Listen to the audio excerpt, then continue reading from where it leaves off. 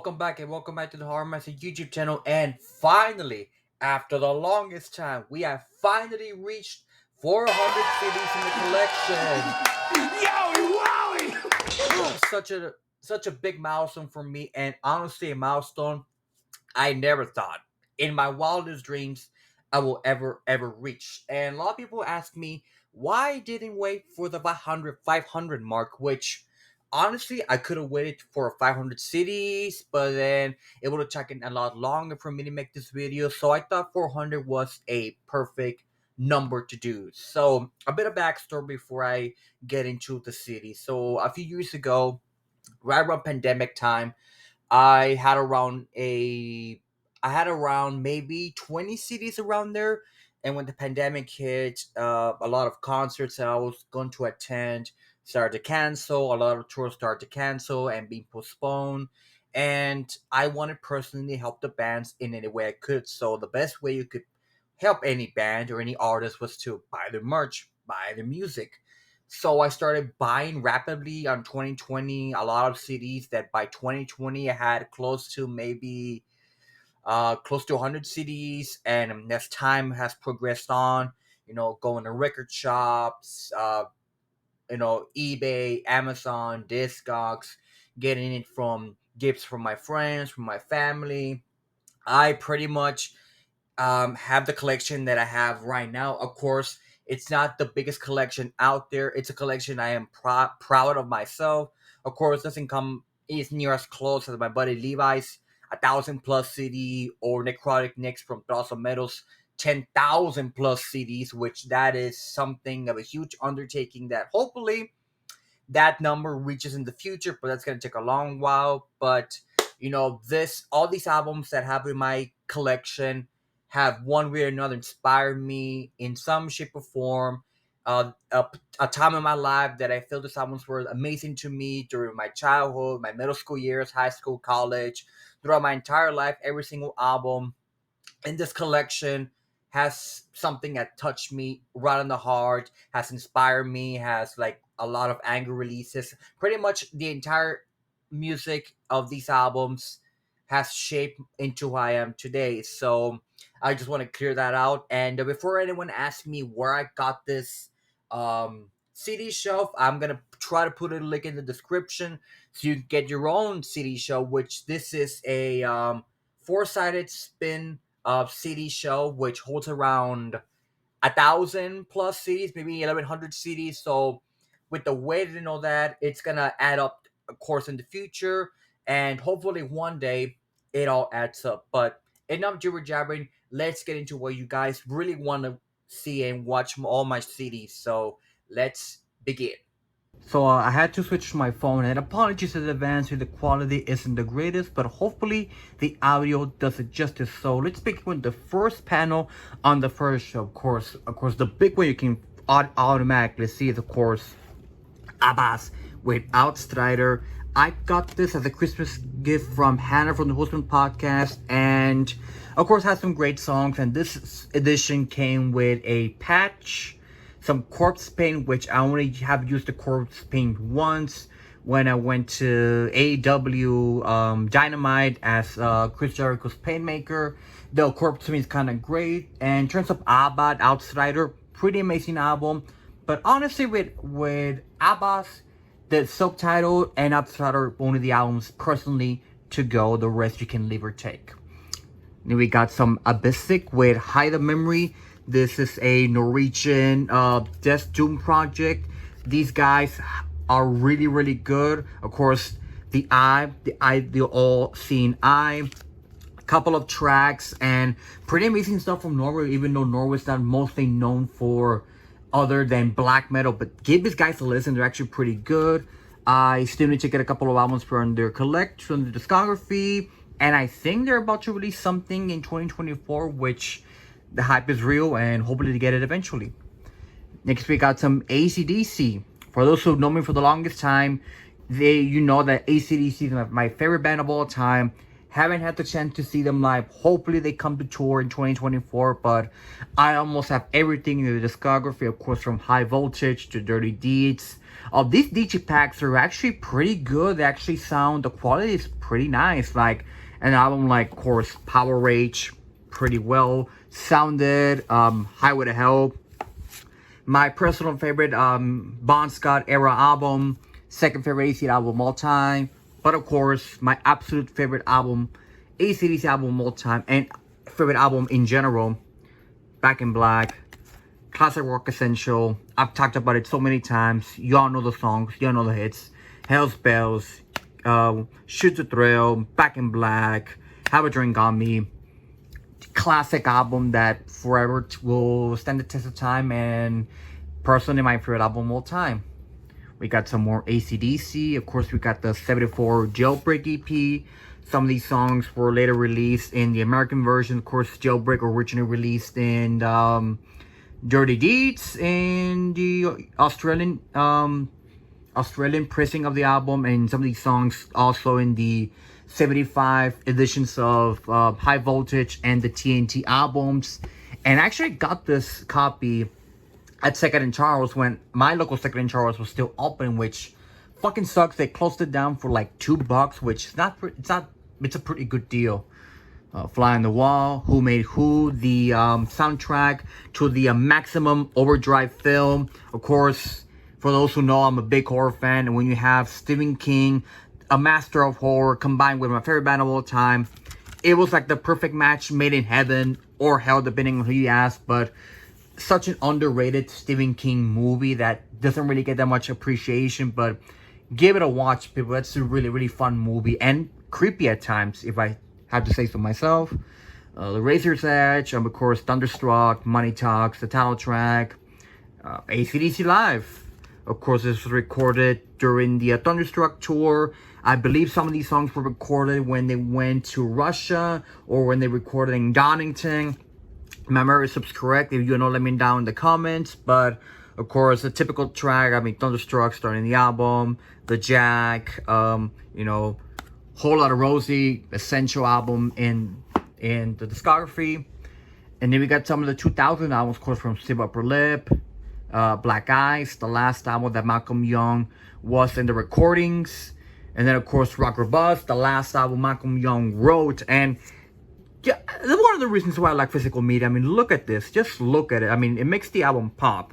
What other thing makes this other pop is so fucking cool? Of course, you know, Rock or Bust, Play Ball, Baptism by Fire, Dogs of War. I really want to see Dogs of War live eventually. That song seems like a killer-ass album.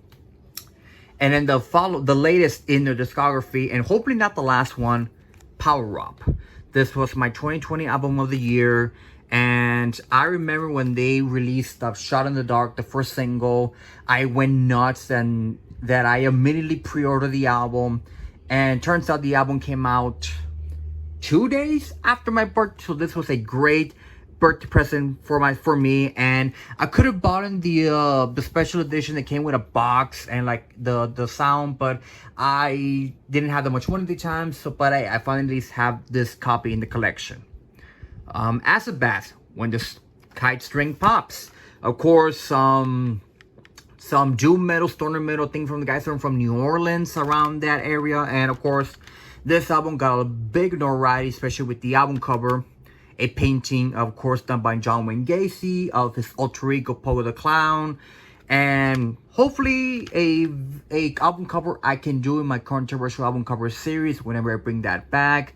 And of course, this album cover tricked out people. It actually got banned in some places in the world. But, you know, if you never listened to like Acid Bath or even Stoner Doom, this is the perfect album for you to listen to as soon as you get the other album they released, the last album in their discography. And I'll be done with Acid Bath. We got some Agalloch, The Mantle. I've talked about this album, one of my personal favorite albums of all time. An album that has inspired me so much, and an album that has stood the test of time. I mean, this came out in 2002, and it's still fucking amazing to believe that an album of this magnitude has inspired so many people like myself. Of course, and the Shadow of Our Pill Companion. More can I say? Just that song alone. And of course, this was the first album in the Horton podcast. We dedicated an entire video to it because it's one of my personal favorites. We got some Alces, Esencia de Luna, which I believe translates to Light of the Moon. Apologies in advance, I'm not really fluent in French, but still beautiful black metal. Who would have thought black metal could be so beautiful at times? Of course, if Uranus would have still been alive, he would have probably called this a fucking poser, but it's Alces, people. Come on, anything about them they do is fantastic. Aaliyah with the self-titled debut, of course. You know, if y'all know the story of Aaliyah, the girlfriend of Juha from Solo Sun, being there, one of my favorite bands of all time. She passed away back in 2016, and some of her recordings were later released in the Swallow Sun songs, Trees of Eternity, the Holotar Project, and of course, in this edition, which it's with a beautiful 2-disc set, both the acoustic and electric versions of the album. There are days that the acoustic version is so impactful, and there are days the electric version is such good, but you can't go wrong with any of the two versions, honestly. We got some Alice Cooper with School's Out. I remember when I was in middle school, every time the last day of school, I always used to play School's Out, saying that, yeah, no more school for the summer. But if you go more into the album, you got some killer tracks like Street Fight, Alma Mater, Gutter Cat vs. the Jets. Don't slip on this album. Don't just listen to the main single. It's like, I think it was Razorface who said it was just one single with B tracks, but still amazing songs. And next up, we got some Alice in Chains. I have all of the 90s material still to get. Of course, the later material after the reunion. Of course, from Facelift, the one that started it all. You know the songs, Man of the Box, We Die Young. Got both the EPs, the Sap and the Jar of Flies EP. Of course, Dirt, the main album of the discography. You know the songs like the main track, Rooster, Wood, Down in the Hole. Probably one of my favorite song of all time. Some people have argued Alice in Chains is mostly grunge, and they were a part of that movement, but they're a lot more doomier. Personally, the Haven is one of the quote-unquote big four of the grunge movement. And then, of course, the last album that Stanley was a part of course, the self-titled or the three-legged dog, as some people like to call it. Some people really sleep on this album, and this is way, way weirder than the other albums, and it took me a while to get into the album, but the more you listen to it, the better it gets. So don't sleep on this album, especially with Alice in Chains, when all their albums are from perfect to masterpieces. Continuing on to the second shelf, of course, we got some Alter Bridge with Blackbird. Alter Bridge was one of the first bands like back in middle school and high school that really got me a lot into like heavier alternative rock, alternative metal. Of course, any wrestling fan out there knows that Alter Bridge, of course, created Edge's main theme song and eventually created when the Judgment Day's theme song when Edge was in the band. But of course, Alter Bridge, this album is mostly known for the big song Rise Today, which again, more wrestling fans should know that in the Unforgiven 2010 pay-per-view, that was the main theme song of the pay-per-view when the Undertaker returned, facing Mark Henry after all of that. But you know, Alter Bridge, one of those bands that should get more praise, especially since a lot of people don't know that almost 3/4 of the band were in Creed before they became Alter Bridge. So just letting you guys know that. Amendra with that Durn. One of the weirdest bands that you gotta ever listen eventually. Their mass albums are some of the best, like doomy post metal sort of black metal albums out there you're gonna listen to. Of course, these guys got a lot bigger notoriety, especially since Malachi Black from AEW used the song Ognet Trust as his main thing for a while when he debuted it. So pretty good for these guys to get more notoriety in America, which Amenra, if you ever come to the States, please come to the States, especially in Texas, because I would really like to see you guys live. I know, but a man can dream, just saying. Next up, we got some Anathema. Now, for those who know me, know my history with Anathema. that the first 5 albums, personally, are the way to go at Anathema. Of course, talking about Serenades, The Silent Enigma, regardless, probably the best one of the entire 5 albums, and Eternity, which Eternity, fun fact, was actually released on my birthday. Literally on the day I was born, on a Monday, November 11th, 1996. So, some people can say that I was born a metalhead. Kind of fun to say that, but after the first 5 albums, Anathema went more Radiohead, which I don't like that sound personally. And I know they've been on a hiatus, so hopefully if they ever come back, they kind of go more into that gothic metal sound that, you know, the contemporaries like My Dying Bride and Paradise Lost went to, but just saying. Of course, we got some Antisma, No Believe, some local scene from my hometown, Laredo, Texas. Gotta support these guys. Antisma being the oldest and most notable band here in my town, next to some of the guys from Necrovision, which I'm good buddies with. I'm actually good buddies with Antisma as well. Of course, mainly the main vocalist being Rick, a local promoter here in my hometown. You know, gotta support your local scene no matter what. Just even if I mention them in my videos, hopefully some of you guys check them out. Brutal, old school death metal at its finest. Got some Arch Enemy with Will to the Power. Of course, this is a signed copy that I got at the merch table when I saw them with Behemoth and Napalm Dead and 2 others like almost 2 years ago.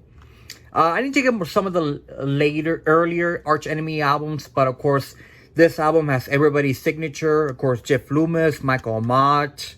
Of course, Jeff Loomis recently left the band, so kind of a bit of a rarity right now. But, you know, Will to Power, people give it a lot of shit. It's still an amazing album, personally. We got some Asia with the self-titled debut. A super group that really doesn't get really talked about. Of course, the main song of the album being Heat of the Moment, which was featured in the 40-year-old Virgin film. Of course, when there's a poster in it as well. Other great songs like Only Time Will Tell, Soul Survivor, Cutting Is Fine. Great songs. And the thing is that this supergroup doesn't really get talked about because this was released in 82. In March of 82, pretty much the same month as an album like The Number of the Beast came out. So, yeah, you can kind of figure out why this album really wasn't talked about as much as The Number of the Beast. Ashes of Life with Season Within. This was one of the first albums that I discovered off of Bandcamp. Portuguese, death doom, gothic metal, and some of the most beautiful songs you're going to listen to. And I cannot wait for the follow-up from these guys because I think these guys have a bright future in metal. And my God, they blew my mind, especially with the instrumental Burn, which is weird that my favorite song with the album is an instrumental, but for that to be like my favorite song has to be something epic. Of course, Shores is another great intro track, but if you haven't listened to Ashes of Life, you know, Lisbon Portuguese band, which I know my buddy Archer for the Horseman podcast is real proud of these guys. Give them a listen. Really awesome stuff. Got some Aspects. Of course, the main album, The Last One on Earth, regarded to some people as the greatest death doom album of all time. Personally, it's not. It is up there in terms of the greatest death doom albums of all time. But, I mean, come on. How much better can you get? A fucking zombie priest. My God. I mean, Martin at this time was a beast in vocals. And then, of course, we got some of the non-Martin era CDs. Of course, I got the self-titled and On the Wings of Inferno, which these were 2 recently Christmas gifts from my buddy Levi, aka Trashmaniac 99. Of course, the self-titled being a lot heavier at times than Last One on Earth. Has great tracks and all that. And then, of course, On the Wings of Inferno, a really underrated album. Hell, these 2 albums are really, really underrated in the Aspects discography because there's some people, like previously myself, that wouldn't listen to anything besides the Martin era stuff. But don't sleep on the non-Martin era stuff. There's some really hidden gems in Aspects that doesn't involve Martin. And then, of course, the latest Aspects album in the discography, Necrosidus. Again, Death Doom, really Death Doom, but it has more melodic time elements to it. Of course, like my favorite song, 3 Years of Famine. Great Death Doom, and I cannot wait for the next Aspects album to be released. Hopefully, sometime this year. Hopefully, At the Gates, Star of the Soul, one of the most impactful melodic death metal albums in the 90s, at a time where metal went more underground, and bands like Pantera, the grunge movement began to dominate metal, commercial metal, well-known metal. But At the Gates just released a impactful album that has stood the test of time. And I gotta say this with some of the albums I gotta mention, Earache. Why this is the Ultimate Edition, but not a single booklet, no lyric sheets, not even like a little story of the album. So Earache really missed the ball on this version of the album, but still amazing album. Of course, Blinded by Fear being the main song of the album. But one more can I say?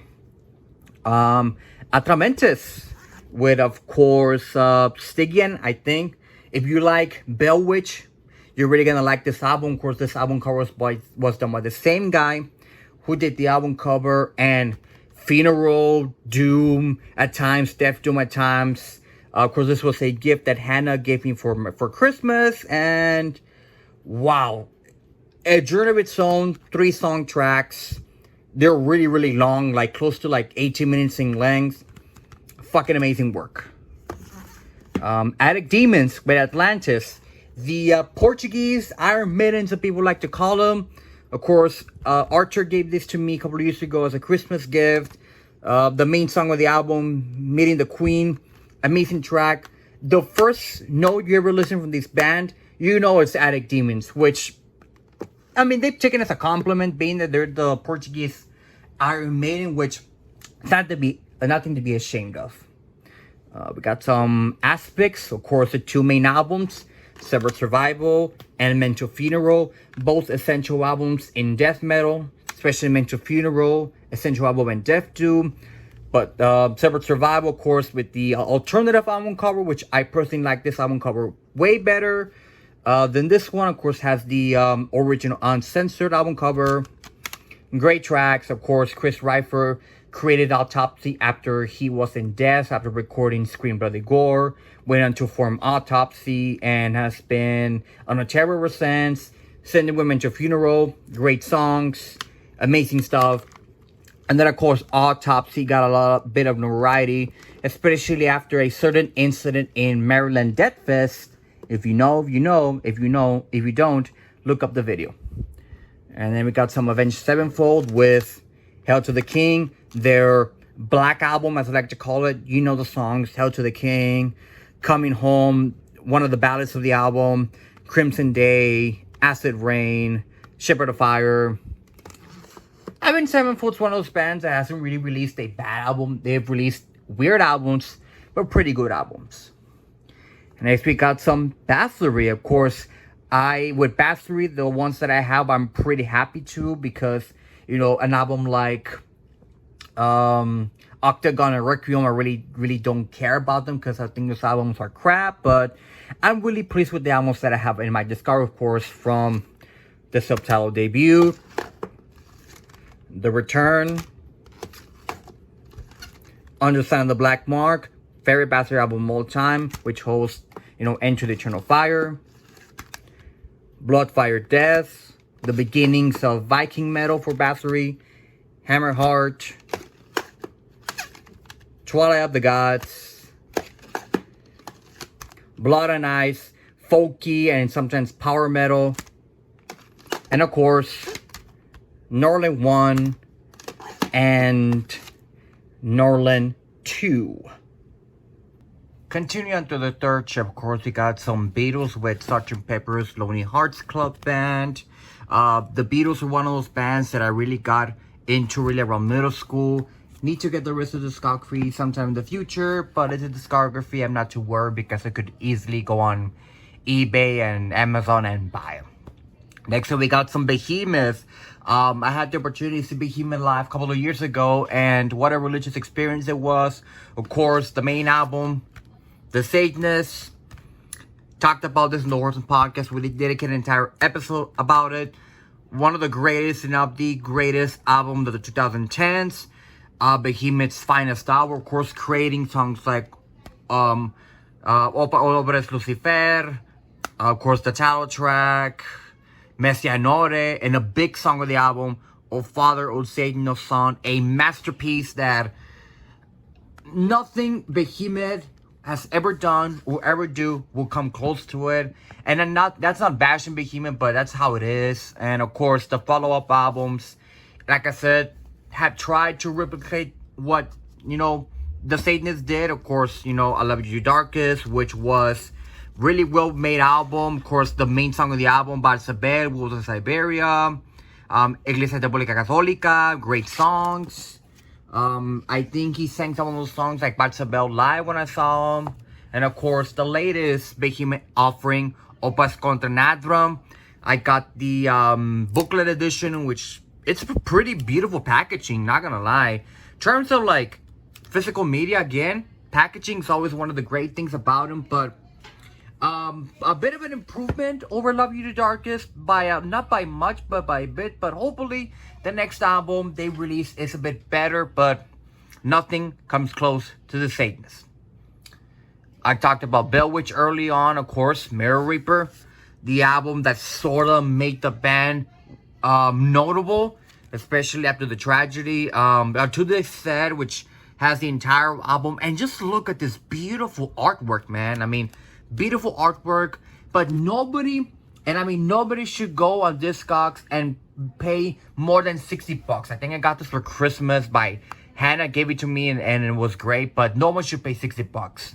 They should honestly re-release it or redo another version of it. We got some Billie Eilish. Got both the debut and the sophomore.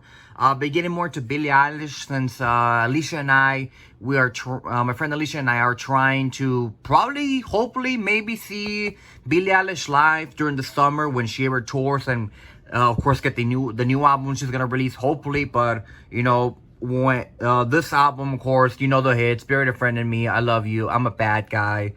But then, of course, like I said, Happier Than Ever is more an improvement on Billie Eilish, because I think by this time she progressed as a songwriter and as an artist. But one of the few non-metal or rock artists that I like at the moment, and one of the few modern artists I can actually listen to, honestly. The Black Dahlia Murder, of course, with Abysmal. Been wanting to get more Black Dahlia in my collection, hopefully one day. But of course, this the main song personally for me, of course. Talk about Vlad, the Son of the Dragon. Of course, talk about Dracula. I think Raphael gave this to me on Christmas a couple of years ago. And it's a tragedy that Trevor passed away so young. And I know the band is gonna continue on without Trevor, but it's gonna be difficult. But hopefully the band does succeed, and hopefully the new album they're about to release has some stuff that Trevor recorded before his passing. Black Sabbath, of course, one of the greatest bands of all time. Don't have that many Black Sabbath albums. They should get more in the future. Of course, got the self-titled debut, essential in any black metal any Black Sabbath discography. Of course, Paranoid, my personal favorite of the Ozzy era, I guess you can kind of say. Of course, the songs War Pigs, Iron Man, Paranoid. Master Reality, regarded as probably the greatest in the beginning of doom metal and stoner doom and stoner metal in some shape or form. Sabotage, underrated Ozzy era album. Speed metal, thrash metal, progressive metal. Of course, the Megalomania, great song, Hole in the Sky.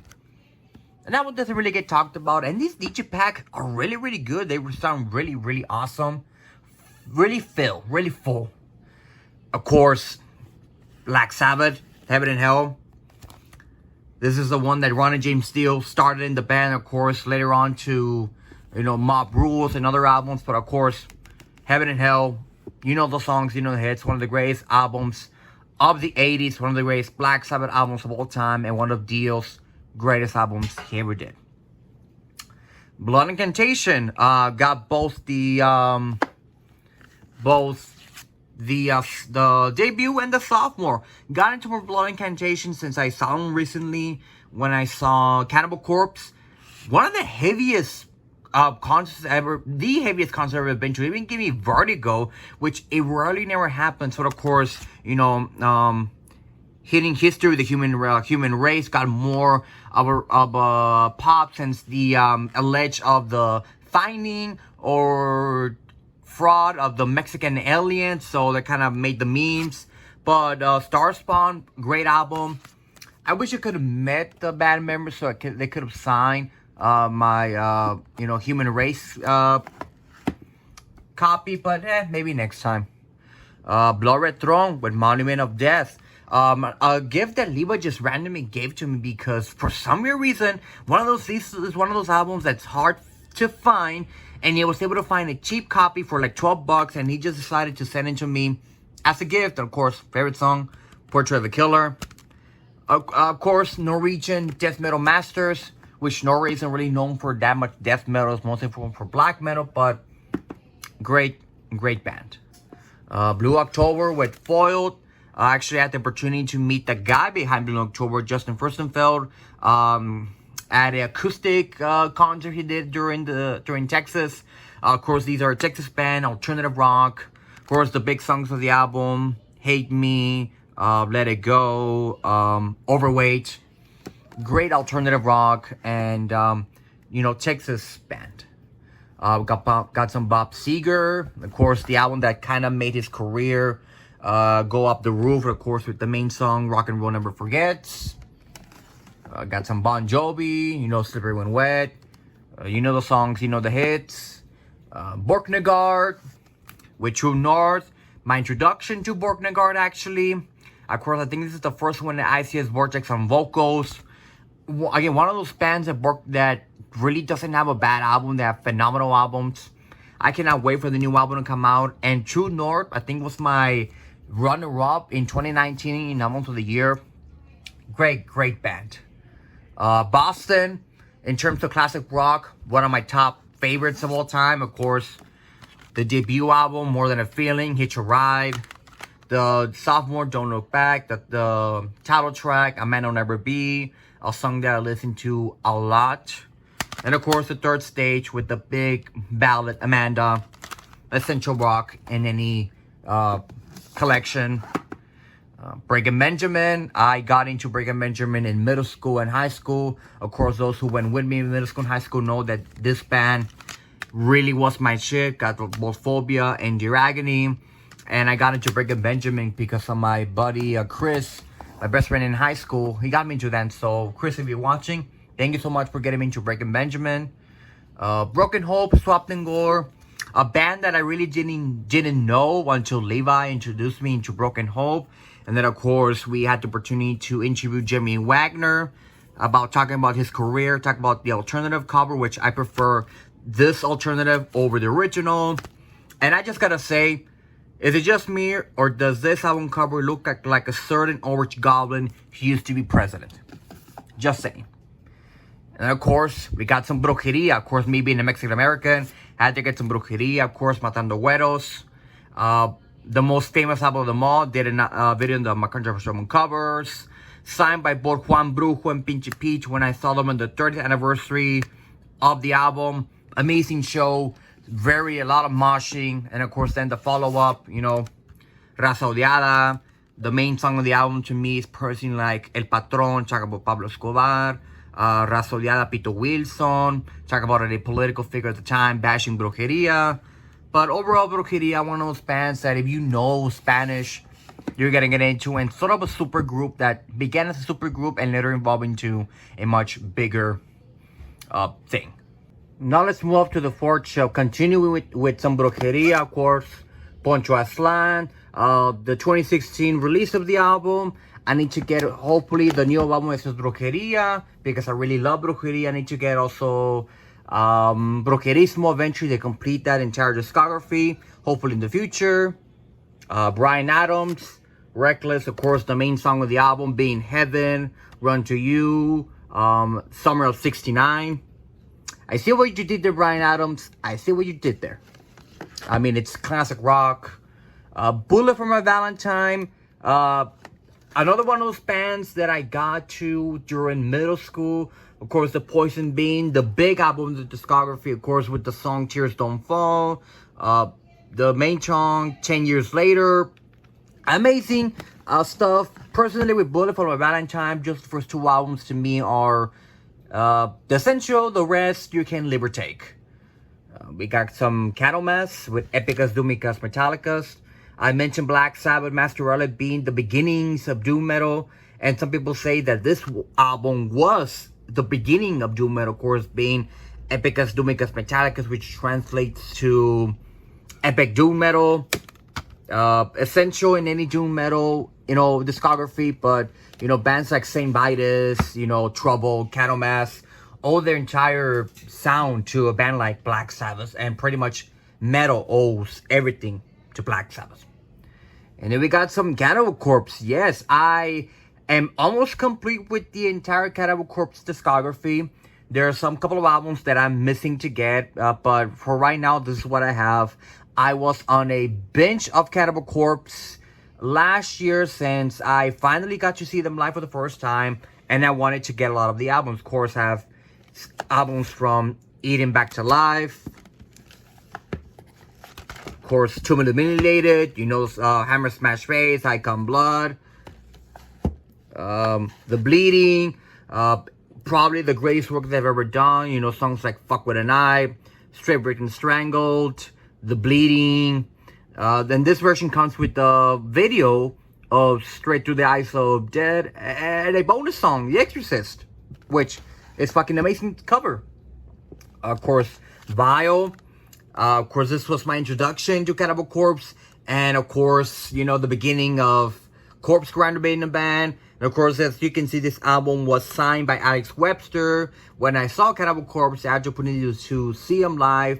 And this is an original 96 copy because I wanted this copy to be signed by the band. And I'm happy that Alex got to sign it. So I'm just missing, Jack and Paul and Corpse Grinder and I think that's pretty much it. And Rob to have that signed, to have it all complete. Galileo Suicide with the original album cover instead of having the alternative album cover with the castle, which I like the version of the castle less, but of course, I mean, come on, it's fucking Cannibal Corpse, it's fucking brutal. Worm Infested, of course, this was the EP that first was released digitally and really onto physical media. 2 new songs, some of the covers, and a re-recording. And one of my favorite Cannibal Corpse album covers. You can't really go wrong when any album cover, they're all amazing. Well, almost amazing. Of course, Kill being the worst of them all, being the worst album cover in the discography, but still, the songs are amazing. Make Them Suffer, they play live, and I fucking headbang the living crap out of it, which was a bucket list for me. Evisceration Plague, probably one of the hardest album covers you can see, because even though you can see it from the at this right, but reaching from there, you can't really see that much. Of course, I know it's a zombie song of that, but great songs. It's Cannibal Corpse, people. And of course, we got Torture. I think Raphael gave this to me as a Christmas gift a couple of years ago as well. Great songs. And then, of course, the latest offering from Cannibal Corpse, Chaos Horrific. I was able to buy a signed copy at the booth table for like 25 bucks. Horse has Alex, Rob, Corpse Grinder, Paul, and Eric Ratang, all in their glory. Great songs. One of those bands that I hopefully I can see again. And I think they're going to come to San Antonio somewhere in May, so I might see them again. Next up, we got some Carcass. Another band I was able to see live again, and another amazing experience. Of course, Ricky Bridget Action with the original Ancestors album cover. And when I bought this album, I didn't know it came signed because the guy said in his notes that it came with a signature, but he didn't really know from whom. So I took a shot in the dark, and it was from Jeff Walker, which I knew was his signature because when I saw Carcass, I was able to catch one of his bass picks, and I was able to match the signature. Of course, hard work, probably the greatest work the band has ever done. Some people say it's that next to something like Surgical Steel, which I can agree and disagree at times. But again, being the Ultimate Edition, it has 2 discs, but not a booklet, no landing notes, nothing. Just simple. Like, really, like, Eric really fucked up on that. Like, give us at least a little booklet or something behind the album or something. And of course, then we got Torn Arteries, the latest Carcass album. Another phenomenal album, kind of following that Surgical Steel sound to it. Pretty amazing album. It's not better than Surgical Steel. Surgical Steel is way better, but this comes. If I were to rank Carcass, this one would be probably like in the middle. Coverage of Bird with Leather Terror. This was my 2022 album of the year, and since I've been getting more into like dark wave and synth wave, what an amazing experience. And I gotta thank Hannah for getting me into these guys.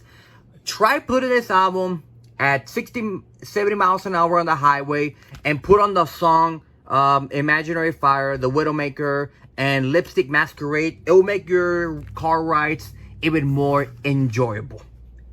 Just letting you guys know.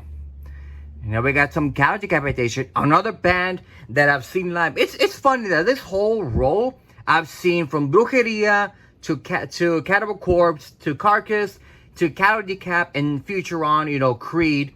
I've seen all these bands live. I just find it fucking cool. But of course, got a bit of Cattle Decap, of course, Humaner. Talked about it in my controversial cover series. Death Atlas, a phenomenal album. It's a shame I didn't put in my 2019 albums of the year. Great stuff. Ironically, that they released the song Bring Back the Plague a year before, you know, the world shut down. It's kind of creepy at times. And then, of course, Terrorcide, the continuation of Death Atlas. Phenomenal songs. I think when I saw them live, they were singing We Are Your Young or And the World Will Go On Without You. And I gotta say this, Levi, I hate you for telling me this, but every time I see it, and everyone else is gonna see the same thing, does this look like Hopper from Bug's Life? I think it does. So now every time you see this album cover, you're gonna think of Hopper from Bug's Life. Celtic Frost, of course, got both. Either, it depends on who you ask. Like, either the Morbid Tales is either an EP or the debut album. Depends on Tom G. Warrior. Sometimes it says it's a debut, sometimes it says it's an EP. I think it's an EP, honestly. But of course, you know, the big song of the album, Into the Creeps of Rays, you know, Proclamation of the Wicked, great songs. Of course, for those who don't know, Celtic Frost, essential in black metal, and were known as Soulhammer before they changed to Celtic Frost. And then, of course, To Make a Theory on, did another Back at German cover series. Of course, Necromantic Screams, the big song of the album. I get the packaging. These booklets that Peaceville, I think it's Peaceville that released this version. No, actually, BMG. Great editions of the albums. Might get more of these booklets in the future. Secrets After Sex, an El Paso, Texas band, kind of more into the soft rock, ballad-esque realm, intro rock, which, if y'all know me, you know I like my ballads. Great songs to listen to, especially with your significant other. Just saying. Clouds with DeRay, British Death Doom band, and one of the most beautiful albums that'll make you cry, tears of joy, and just phenomenal. I mean, even like the way you can't really feel the album cover, but it just feels so like it pops out, especially with the apple in the middle. Great stuff. Cradle of Filth, Cruelty and the Beast. Personally, my favorite Cradle of Filth album. Need to get more into discography. Of course, the Bane song, Bastille Raya, which I actually saw Cradle of Filth, I think in the 30th anniversary while they were doing that full album. And wow, I mean, Danny Filth's vocals, even though, yeah, some people say that he screams like a banshee, but still, it's Danny Filth. And then, of course, we got some Creed, My Own Prison, and Weathered. I've been getting more into Creed since the reunion tour they announced. They announced the tour date in San Antonio, but it fucking sucked they couldn't get tickets. Hopefully, they announce more dates in the future. Of course, My Own Prison has the big songs like You know, the main title track, Unforgiven, not to be confused with the Unforgiven Metallica song, and of course, What's His Life For? You know, amazing songs, and of course, Weathered, again, more tracks, more amazing stuff, you know, Signs, My Sacrifice, the main title track. I mean, I don't care what people say about Creed. Creed fucking rules. Now moving on to the fifth show. Of course, the first album right here is Crosses with the brand new album, Good Night, God Bless, I Love You, Delete. For those who know, this is Chino from Deftones' side project. And not really rock or even metal, but, you know, the songs are pretty good. Mostly into like the kind of electronic, kind of dark wave, synthwave kind of music, which I've been getting into a lot lately. And an album that has surprised me the most, and sucks I couldn't get tickets to see them in San Antonio, but maybe some other time. Next up, we got The Crow. For those who know, The Crow is one of my favorite films of all time. Have both the soundtrack and the score. So what's the difference between these two? Well, the soundtrack is mostly known because of the songs, of course, the most notable one being Burned by the Cure, The Dead Souls by Nine Inch Nails, The Badge by Pantera, Helmet, so many great bands, so many good songs. An album that defined an era and still defines an era, especially in '94. And the score soundtrack is pretty much all the instrumentals from the movie, of course, like Breath of the Legend, On Hollow Ground, Last Rites. The Crow, being one of my personal favorite films of all time, has one of the greatest movie soundtracks in general, personally. And we got some Dark Throne. Don't have that much Dark Throne. I am planning to get the rest of the classic Dark Throne albums from until Panther Files, and then some of the like early 20 teens albums, like after 2017. Of course, the ones I have, of course, Blaze of Northern Sky. I mean, essential black metal album, Transylvania Hunger. Again, kind of the beginnings of that depressive suicidal black metal sound to it.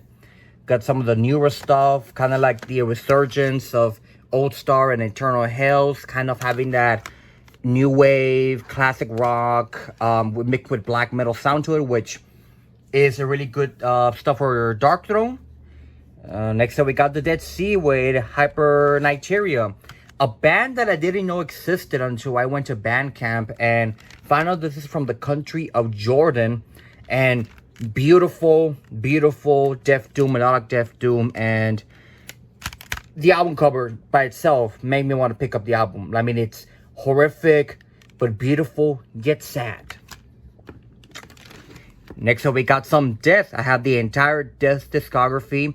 I have all the albums. Took me a while to actually finish the discography, but soon I'm happy that I was able to accomplish that. Of course, from Scream by the Gore, and some people, the beginnings of death metal next to Possessed Seven Churches, Leprosy.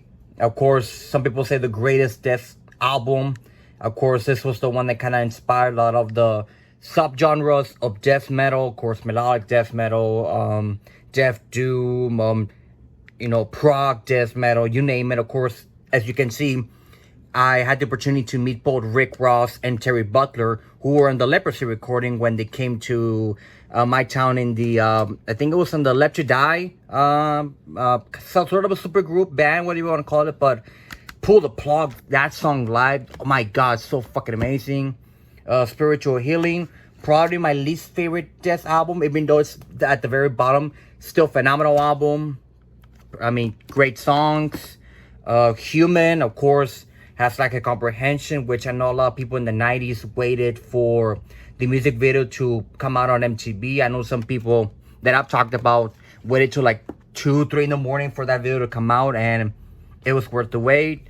Individual Thought Patterns, the angriest Chuck has ever been in a recording session. Of course, this has Andy LaRocque on guitar. Amazing songs, The Philosopher, Jealousy, you know, Symbolic. For the longest time, probably my favorite death album. Of course, has the title track, A Thousand Eyes, Crystal Mountain. Such an amazing song.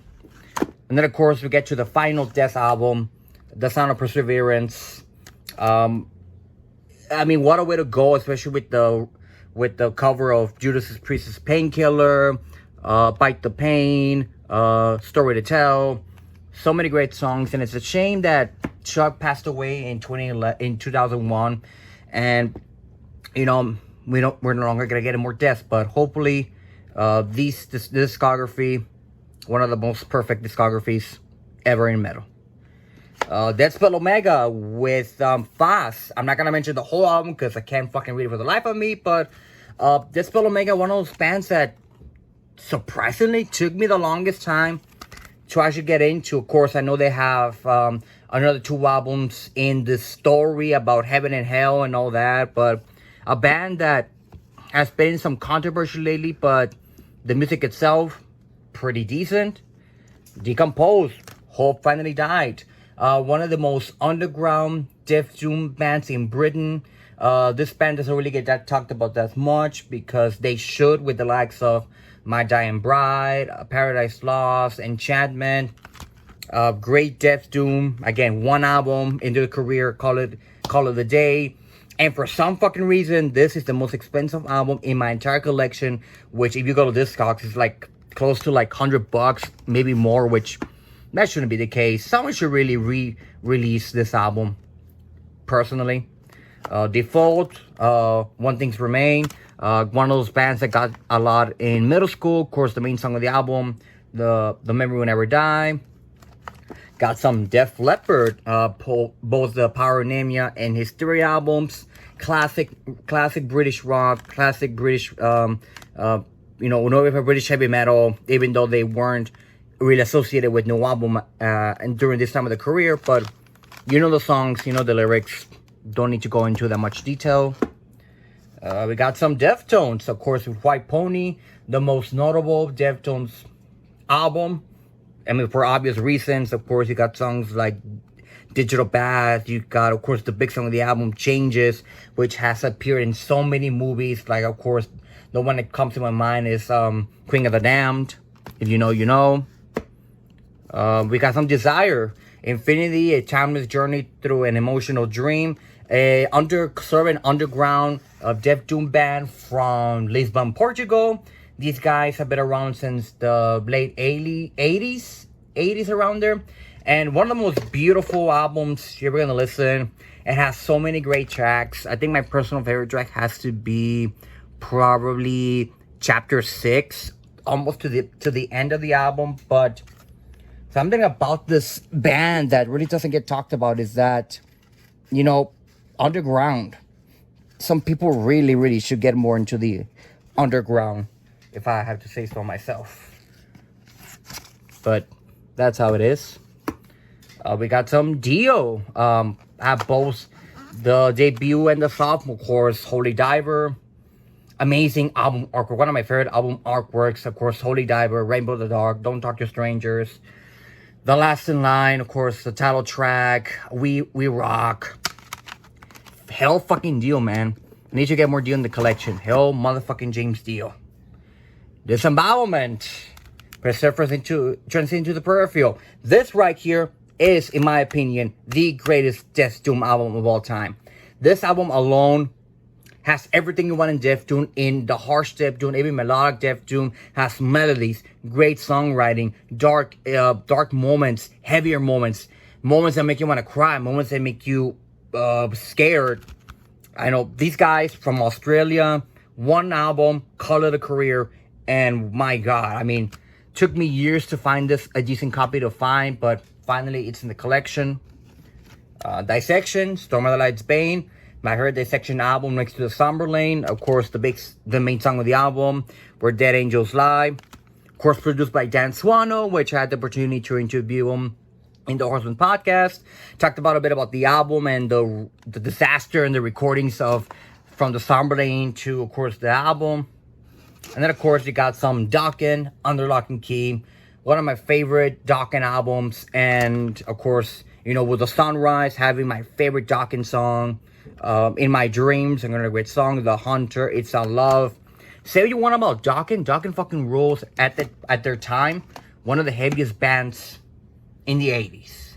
Moving on to shelf number 6. Of course, we got some Dawskin with Manic Pixie Dream Girl, a band that my friend Lena got me into a long time ago. A punk group, a all-girl punk group, which unfortunately I never had the chance to see them live because they broke up. But, you know, great songs, especially if you're like into that punk rock scene, which has great songs. We got The Doors, of course, the self-titled debut. One of the greatest classic rock albums, of course. Break On Through the Other Side, The End, you know, Light My Fire, probably The Doors' most notable songs.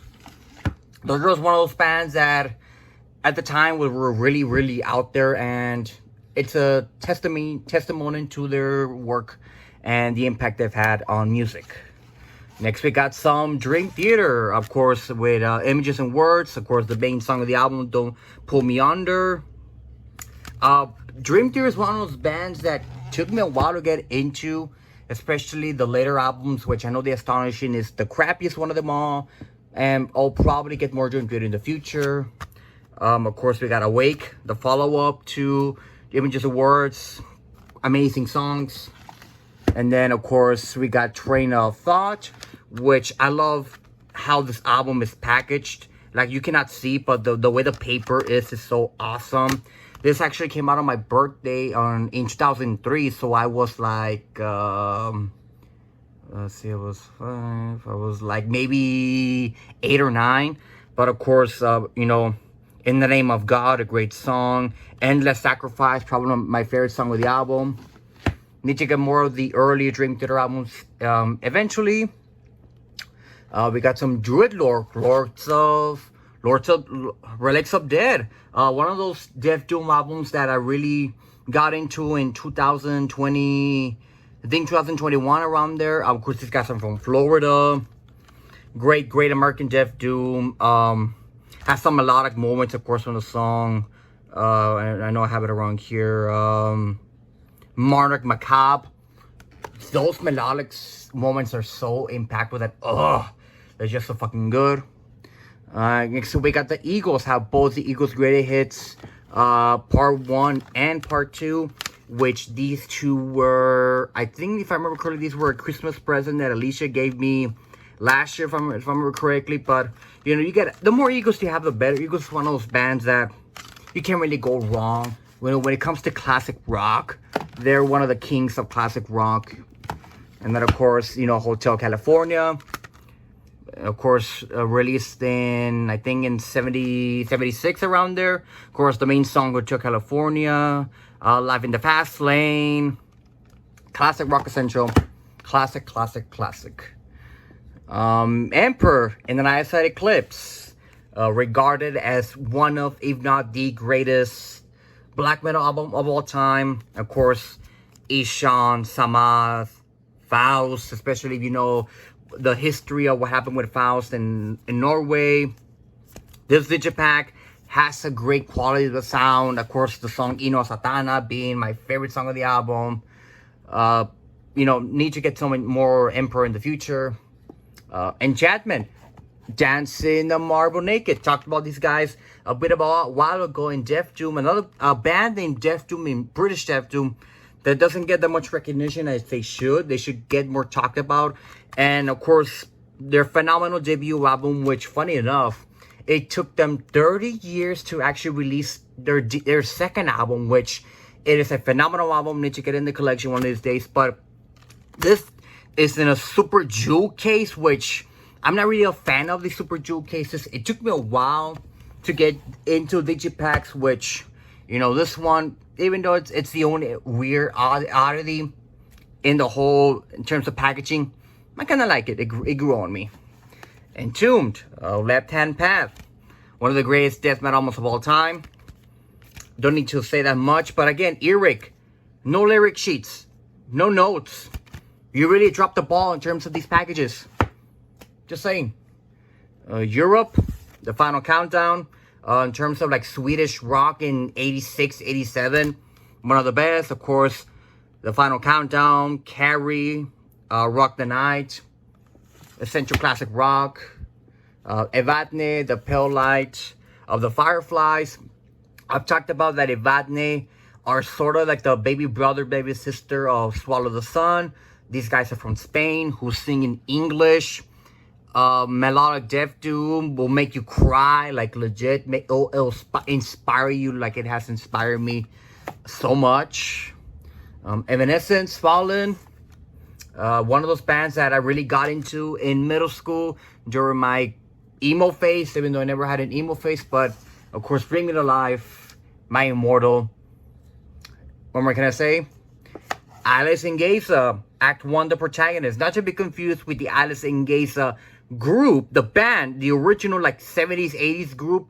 This is a whole non-association with that name.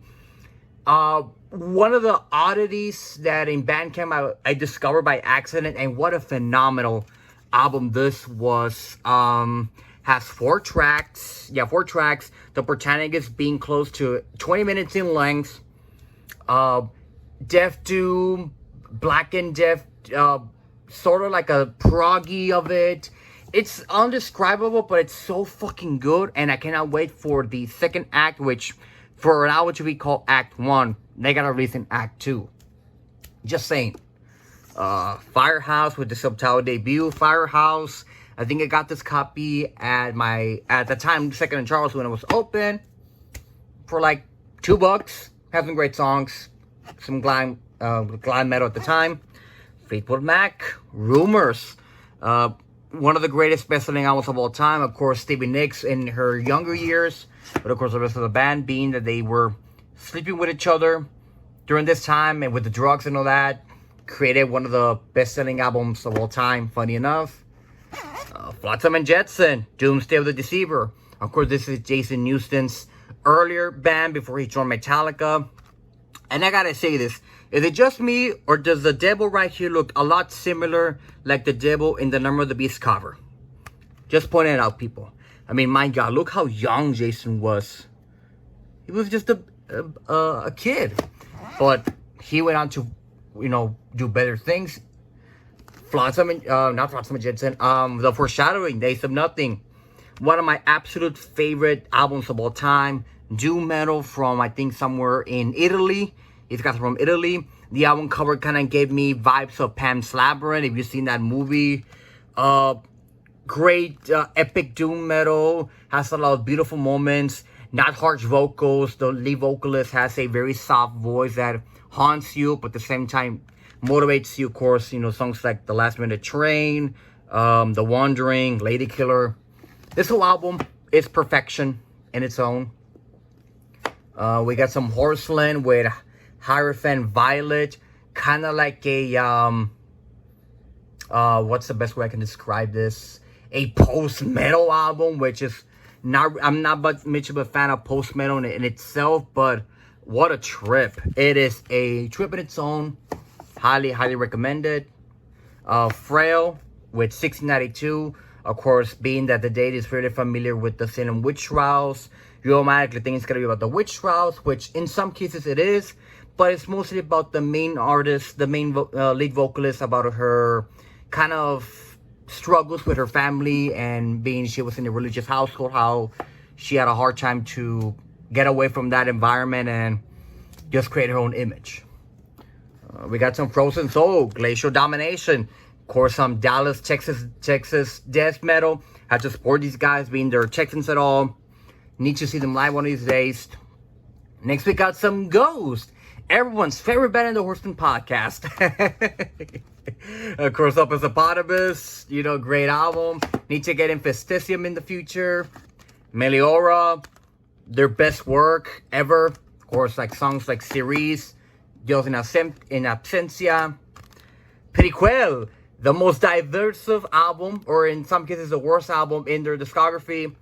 Love the album artwork and how it just does this. Of course, has some great songs. To me, this is the worst album, but still good. But I think Imperia is an improvement on the song, except for the fucking song 20s. I fucking hate that song to death. Besides that, great album. We got some Ghost Bath with Self-Loathing. I got into Ghost Bath thanks to Necrotic Nick from That's Also Metal. He was doing a review on the album, And me being that I was getting more into the depressive suicidal black metal, I had to check it out, and great stuff. And then we got the Godfather soundtrack, one of my favorite all-time movies. Of course, I had to get the Godfather soundtrack in the collection. Being that I am a Godfather, I had to represent. Now on to the 7th shelf. Of course, we got some Gorguts with Colored Sands. I got to see Gorguts when I saw Cannibal Corpse and Mayhem. I actually got to meet Lou more than one occasion that show. I got to meet him before the show started. And after the concert was ended, he kind of recognized me when I was at the front row, headbanging to the Citrus, which was fucking awesome. He was nice enough to sign it. Really great album. I'm really excited for the follow-up album that he announced sometime in 2024. So hopefully that's a great album. Green Day, American Idiot. Of course, anyone who grew up in the 2000s like myself knows this song to death.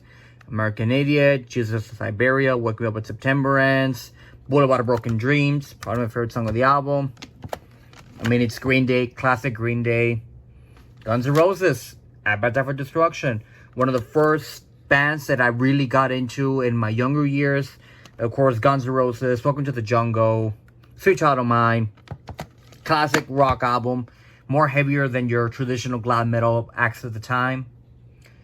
We got some Hanford with Tas E Callum. Apologies if I butcher the name of the album, but Icelandic I think in the Fiji Islands, Def Do really love these guys, and I know they are gonna announce an album sometime in 2024, I think around February. So really excited to see the new album. And it's been like close to 10 years since we've had a new Hanford album, so hell of excited.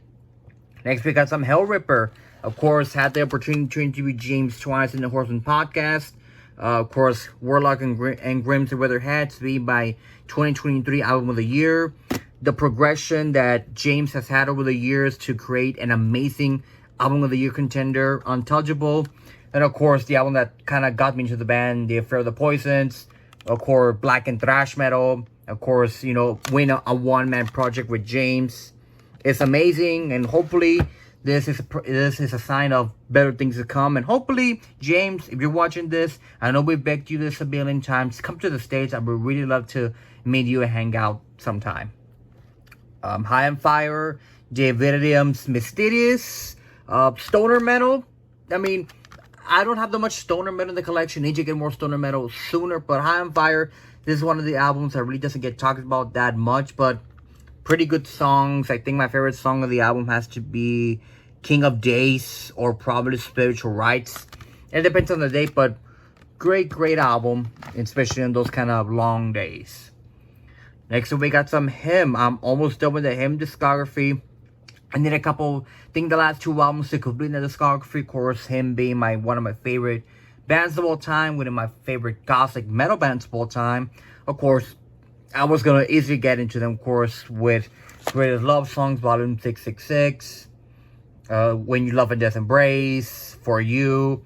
Songs that I think should have been on the Crow movie because they kind of relate to, but personally, my favorite Him album of all time, and probably the greatest gospel metal album of all time. Then we got Razor Blade Romance. Of course, the pink one, as some people like to call it, the biggest songs of the freaking discography: Join Me in Death, Gone with the Sun, One Last Time, Poison Girl, She's Right Here in My Arms, Head After Head After Head After Head. Amazing stuff.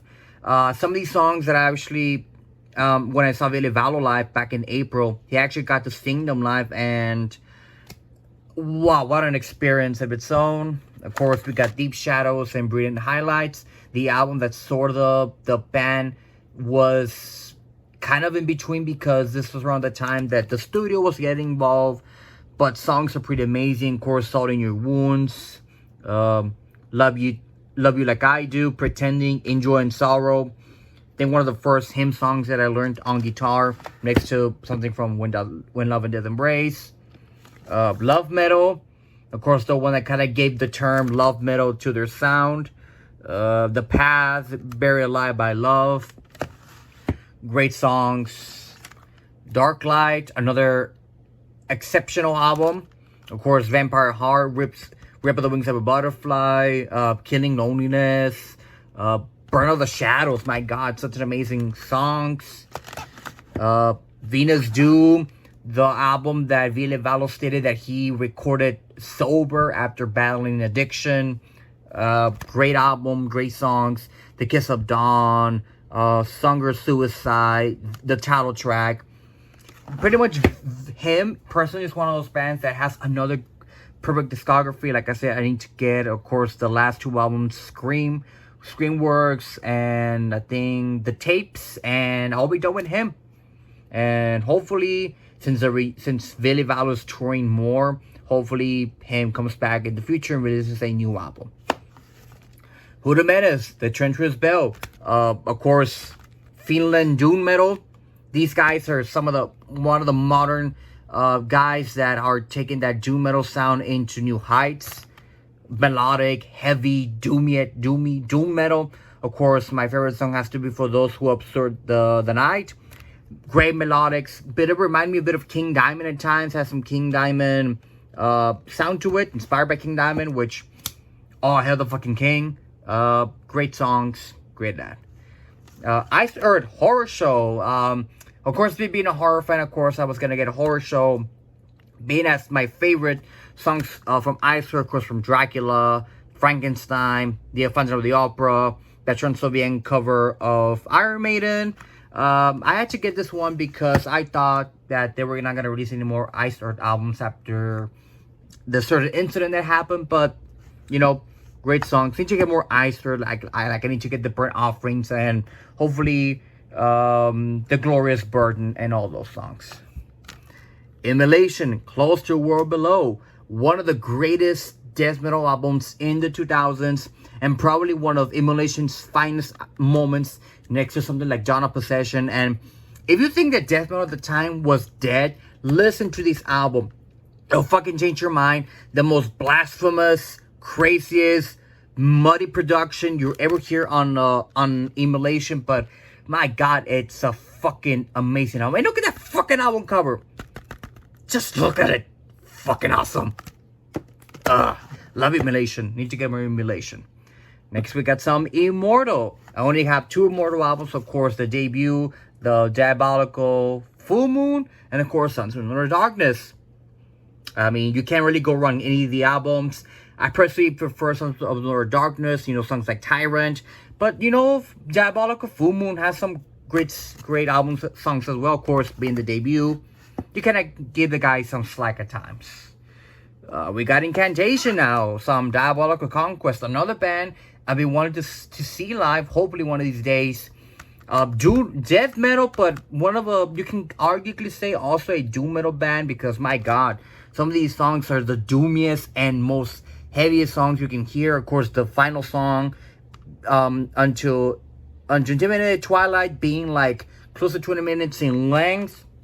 And I think I won this from when Levi used to do the Masters of Metallum game show. Hopefully he brings that back in the future. Excuse me. Now we got some Insomnium. Need to get more Insomnium in the collection. One of those bands that has a perfect discography. Of course, Winter's Gate. Probably the album that got me into Insomnium. I think it was the previous one as well. But one 40-minute masterpiece in itself. Heart Like a Grave, which was in my 2019 albums of the year. I think this was at the top 3, if my memory serves correctly. Great songs. Then, of course, the latest edition, Anno 1696, which was my runner-up for 2023. Of course, 1696 being one of the last years of the witch trials in Europe, if my memory serves correct. If not, let me know down in the comments. But Insomnium, great band. Inferior, The Void of the Unbreakable Loss, some gothic doom metal. Again, one of those bands that I discovered on Bandcamp of just searching and came out a fan, and hopefully they release a new album in the future. Iron Butterfly, Inagata de Vida. Of course, we got some psychedelic rock from the 60s.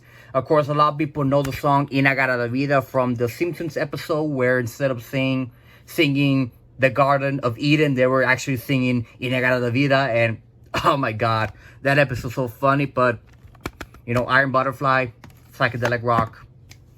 And of course, we got some Iron Maiden. So the Iron Maiden albums I have are the Digipacks, which these Digipacks remasters sound good compared to something like fucking Megadeth's remasters sound like shit. But that's there or there. But of course, I have the debut album, Killers, The Number of the Beast, my favorite album, Iron Maiden album of all time. Hallowed be the Name, Number of the Beast, Children of the Damned. Peace of Mind, of course, The Trooper, Where Dead Angels Lie. And Power Slave, of course, Ram the Ancient Mariner. So many great songs. Continuing on to the 8th show, we got still more Iron Maiden. Of course, we got some Live After Death. Probably one of my favorites, or not my favorite ever live album of all time. Regarded as one of the greatest live albums ever created. Of course, with the Power Slave tour, that legendary tour. What more can I say? Somewhere in Time. Blade Runner mixed with Iron Maiden. You get Cyborg Eddie. Such amazing album. Great songs. Like Waste of Years. Somewhere in Strangeland. Alexander the Great, which they finally sang after God knows how many years of not playing that song ever. Seventh Son of a Seventh Son. This is where they kind of went more synthesizer with prog metal, which a lot of people shit on the album. And I think it's a great album, a concept album, of course, about the Seventh Son. A lot of people really hate it. I don't think it's that bad. It's actually pretty good. Then we got some of the 2000 stuff. Of course, we got Brave New World, the comeback album after the 90s stuff with Blaze Bayley, which a lot of people shit on Blaze Bayley, and Blaze Bayley did what he could with the stuff that he had in the 90s. Those Blaze Bayley albums aren't that bad. They're actually pretty good. But Brave New World, of course, the return of both Bruce and Adrian, The Wicker Man, Brave New World, Ghost of a Navigator. What more can I say? And we got Dance of Death with the ugliest Iron Maiden album cover. By far, this is the worst Iron Maiden album cover. Don't get me wrong, Eddie still looks like a fucking badass, but that computerized CGI album cover looks fucking ugly. But the songs are alright. Dance of Death, Journeyman, great songs. And then we got The Book of Souls. I've said it once, I'll say it again. I think Iron Maiden should have called it a career after Book of Souls, because Book of Souls had good songs. Eternity Should Fail, Tears of a Clown, had great songs. But for you to end your entire career with Empire of the Clouds, the longest song of your career, having pianos and violins and all this story talking about the R101, it would have been a great way to end your career, in my personal opinion. Next, we got some Senjutsu, the latest Maiden album. It took me a while to get into Senjutsu because this is another double album, which I don't know why they had to make 2 double albums back to back. Some great songs, but some of the songs are so fucking long. And don't get me wrong, still fucking Maiden, but hopefully the next album, if they ever released another album, has a bit of an oomph to it, a bit more heavier riffs. Like, go back and listen to your early stuff and then make your new album. Just saying, people. Just saying. We got some Jane's Addiction with Nothing Shocking, of course, with the uncensored Siamese twin cover. I might do a video on the controversial album cover series one of these days, but alternative rock for people who are really not into that much metal, still cool. Next up, we got some Journey. Of course, got both Journey albums, the 2 Journey albums that I really like the most, Escape and Frontiers. Of course, Escape has, Open Arms and Those Not Believing. Pretty much like all the greatest hits of Journey, but I believe that Frontiers has more of, they grew as artists and songwriters, of course. Faithfully having my favorite song of the album. Separate Ways being a great track. Center Her Love, which I know Alicia loves that song a lot. She actually got me more into that song, But great album. Next, we got some Judas Priest. Don't have that much Judas Priest in the collection. Need to get more in the collection. Of course, Sad Wings of Destiny. This is the album that Judas Priest really became Judas Priest. Of course, Victim of Changes, The Ripper, Dream Deceiver, Tyrant. Exceptional, great album. And then after that, of course, we got some Sin After Sin, Stained Class, which I gotta say, these remasters are pretty good. Unlike the Megadeth remasters, which I've said a billion times, those remasters sound like crap. But continuing on, Helping for Leather or Killing Machine, depending on which side of the country this album was released. Unleashing the East, one of my favorite Priest live albums. I think it was one of the first live albums I ever listened to, in fact. Then we got some British Steel, the album that kind of broke the band in America. Of course, Breaking the Law, Living After Midnight, Metal Gods, Point of Entry, one of those weird Judas Priest albums that really got that much attention, but has some great tracks. Heading on the Highway, Hot Rockin', On the Run, great songs. Screaming for Vengeance, a lot of people's favorite Priest album, which I know both Hannah and Arthur love this album to death, and I love that album too. But of course, you know, The Hail in the Electric Eye, You Got Another Thing Coming, Take These Changes, Devil's Child, fucking amazing songs. But personally, I still say that Defenders of the Faith is my favorite Priest album of all time. Of course, Free Will Burning, Jawbreaker, The Sentinel, Love Bites, Rock Hard, Run Free, Head After Head After Head After Head. Even a song like Night Comes Down, which a lot of people really don't like that song, I still think it's a phenomenal song. Just putting it out there. Next up, we got some Turbo. For the longest time, the most hated Priest album. For some weird reason, of course, this was released in 86, 87. Of course, you got, you know, Out Like a Cold, Locked In. Of course, the main song of the album, Turbo Lover. I mean, I don't care what people say. This album has some catchy riffs, catchy songs, and I don't care that this was during the synthesizer kind of mode of the band or glam, whatever we want to call it. Still has some great songs, but that fucking Turbo Lover song, I'm your Turbo Lover. God, my fucking singing sucks. But continuing on, we got some Painkiller. The heaviest Priest has ever gotten when they went full on metal, which honestly they didn't need to, but my fucking god. The songs speak themselves. Painkiller, Hell Patrol, Touch of Evil, Battle Hitman. I mean, my god. What a way to start the 90s, and probably one of the greatest 90s albums of all time. Next, we got some Jugulator. Of course, this is the start of the Tim Ripper Owens era, and probably the only Tim Ripper Owens album that I actually like. Has some great songs, of course, the title track, you know, Cathedral Spires, Brain Dead, great songs. And the reason I got this copy was because Ripper Owens is coming to my hometown, and hopefully by the time this video gets released, I've already met the man, and he was nice enough to sign my copy, but let's see what happens in the future. We got some Kayan Mika with Ondir. I'm just going to say Ondir because I can't pronounce that fucking album. But these girls, this is a 3-woman band, which they're from Iceland, I believe, if my research is correct. Synthwave, dark wave, mixed with a bit of black metal and post-metal. And I went this as blindly because I didn't know that these girls were gonna open for Ville Valo when I saw him in April, and they fucking blew my mind. They actually made me a fan, which I'm really happy that happened because their songwriting is fucking amazing. Next up, we got some Kansas with Leftover Turn.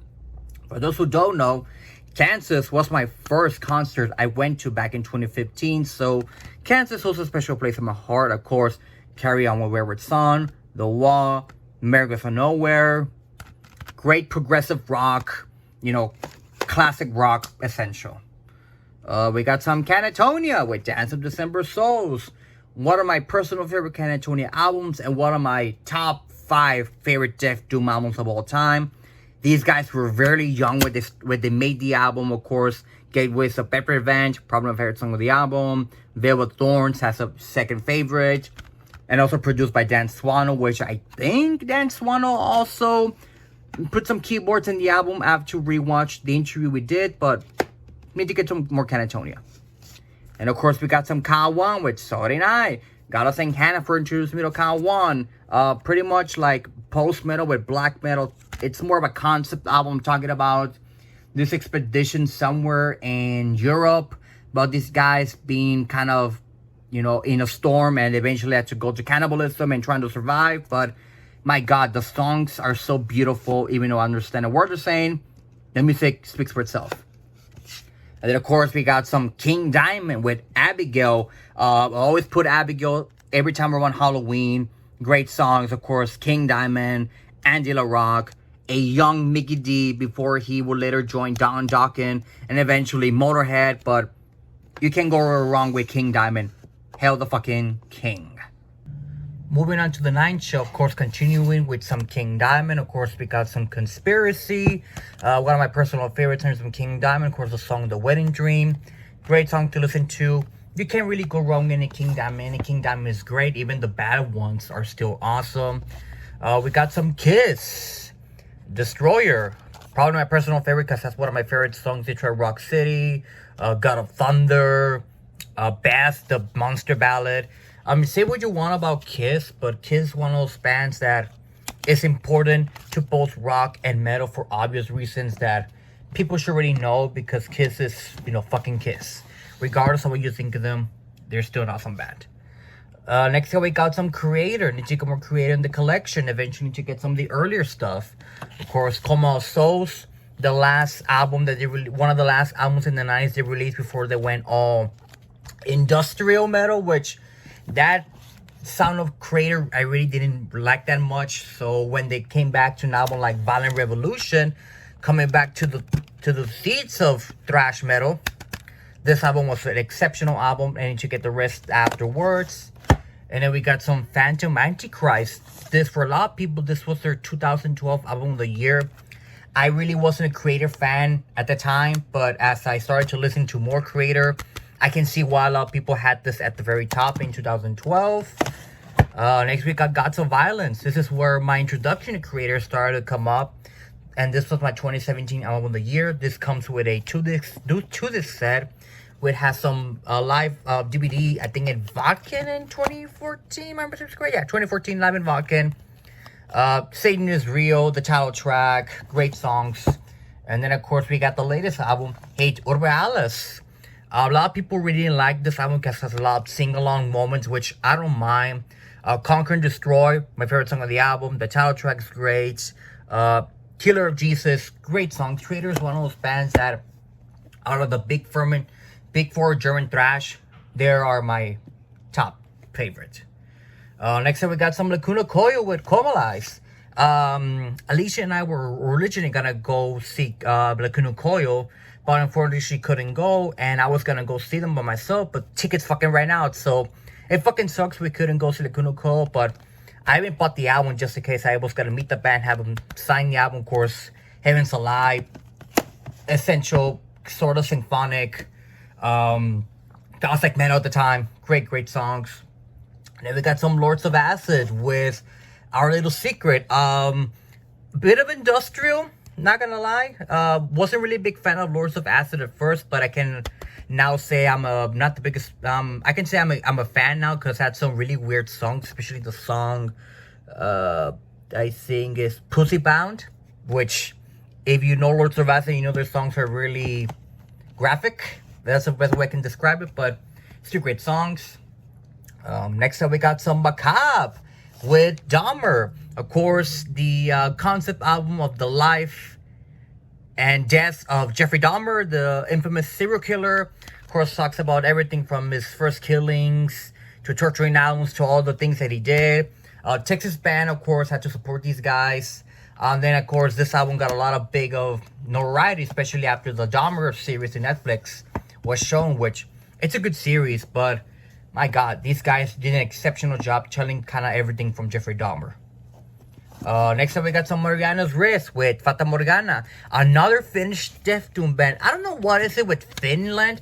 It has a lot of death doom bands. Probably they're calling me to come and live at Finland, but great songs. Some of the songs are so emotional and so powerful. I think one of the songs, which was, I think the first single they released, I think it was Good Old for the Edge, has a chorus of listening to Schoolcraft from formerly Cradle of Filth singing some backing vocals, which I love Lacey Schoolcraft.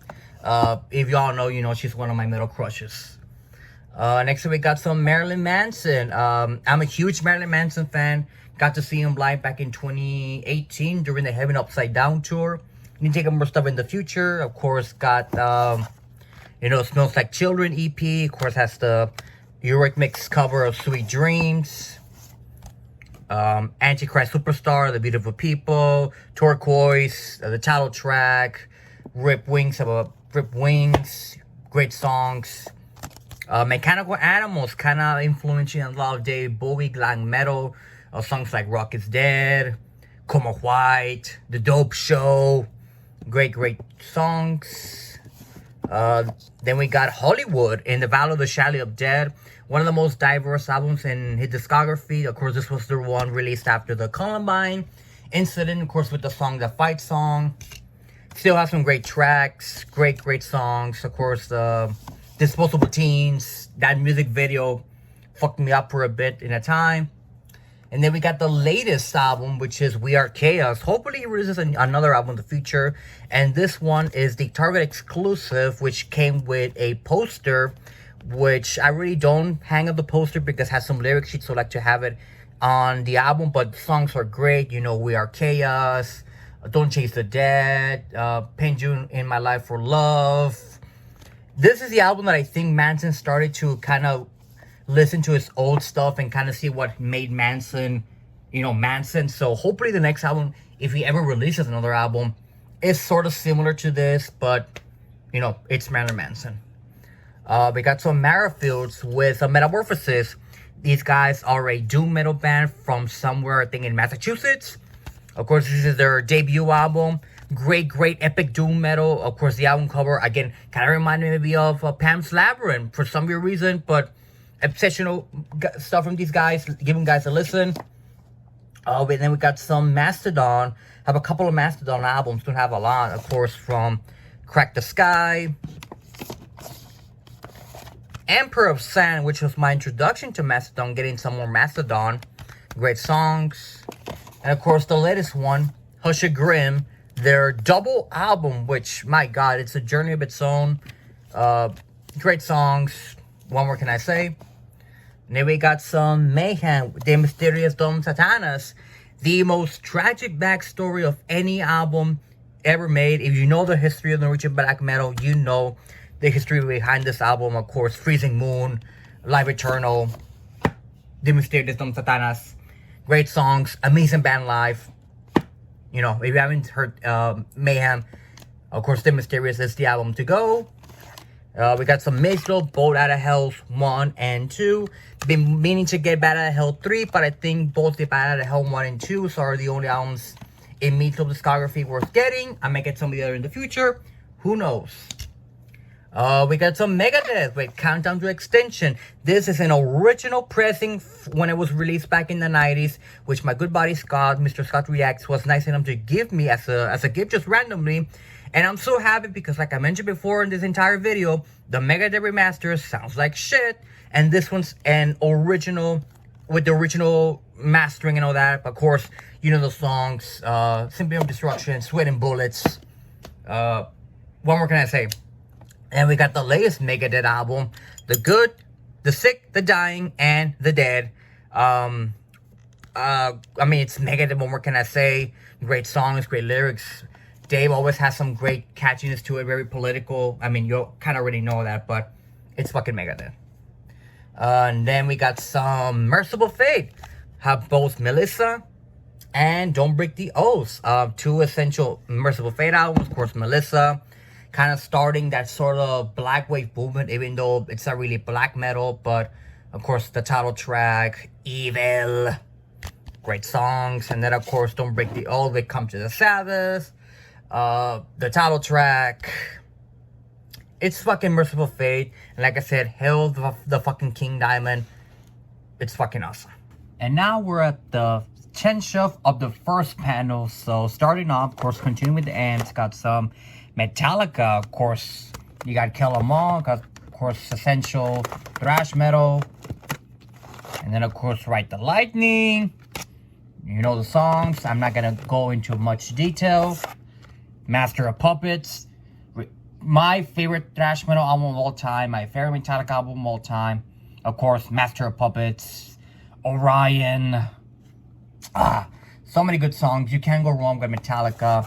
I mean, you can sort of go wrong, especially after they released Lulu and Saint Anger, which those albums, I'm not getting them for anything, but of course I'm getting the rest, of course, And Justice for All, a lot of people's favorite album. Of course, this was the one that Jason Newsted joined the band, of course, won Justice for All.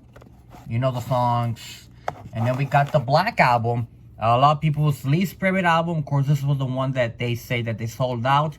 Which, yes, they did sell out. They sold out every single arena in a 100-mile radius. Of course, Enter Sandman, Nothing Else Matters, Don't Tread on Me, The Unforgiven. Did I mention The Unforgiven? Yeah, fucking good. And then we got some Low. This is probably when they kind of went more alternative metal in a way. They cut their hair, but still have some great songs. Of course, you know, like 2x4, King Nothing. That song alone is fucking amazing. Need to Get Reload, Dead Magnetic, 72 Seasons. I mean, not 72 Seasons, I have 72 Seasons, but Need to Get eventually Hardwired to Self-Destruct. Speaking of 72 Seasons, the latest Metallica album, sort of a bit of a letdown in terms of Metallica, because Hardwired to Self-Destruct was a monster album. Great songs. Fucking, they kind of went back to their roots, and I think 72 Seasons, even though it was a bit of a letdown, it's still one of the fucking amazing songs. Of course, Lux Eterna, great song, probably my favorite song of the album. All the songs are great. Even the doomier sides of this album kind of stand out. And then we got some Michael Jackson. Of course, you know, Thriller, regarded as the best-selling album of all time. Of course, I always put the song during the Halloween time, of course, with that main title track, Thriller, Billie Jean, Beat It. I mean, it's Michael Jackson. He's the king of pop for a reason. And we got some Ministry. Psalm 69, The Way to Succeed and The Way to Suck Eggs. If you know the pun, you know the pun. But, of course, Ministry, one of those bands that I've been wanting to get more eventually in the future. Of course, the main songs, Psalm 69, Scarecrow, The NWO. Great songs. With Ministry, with me, I think everything from the debut to the through the Bush trilogy is where I would stop with Ministry, and the rest are kind of iffy, but you know, Psalm 69, my personal favorite. Then we got some Moonspell with, of course, 1755. I know my buddy Arch was really excited about this album when it was released, because this is one of the first albums that Moonspell released in their native tongue of Portuguese, which a lot of bands, except for Rammstein, who sing in their native tongue, really don't get that much success outside their own country and territory. But with 1755, talking about the earthquake that happened in 1755 in Portugal, which was an earthquake that was felt all the way through Norway. Talks about the history of that event, and the songs are so amazing and well produced. I mean, my God, I mean, Moonspell is one of those bands that really doesn't get talked about, but the biggest band that has come out of Portugal in the last 30 years or so. Of course, we got some Morbid Angel, Ultras of Madness, the Ultimate Edition. Again, Eric, you fucked up on the lyric sheets, but at least this one has a little bit of detail about the album, so I'll give him a slack. Of course, Chapel of Ghouls, I mean, come on, it's fucking Ultras of Madness. One of the best debut albums of all time. One of the best death metal albums of all time. Personally, not my number 6 in my list. If you know, you know, but still amazing. Then we got some Motley Crue. This is the many faces of Motley Crue. This is a three disc set that Alicia gave it to me. I think it was on Christmas a couple of years ago.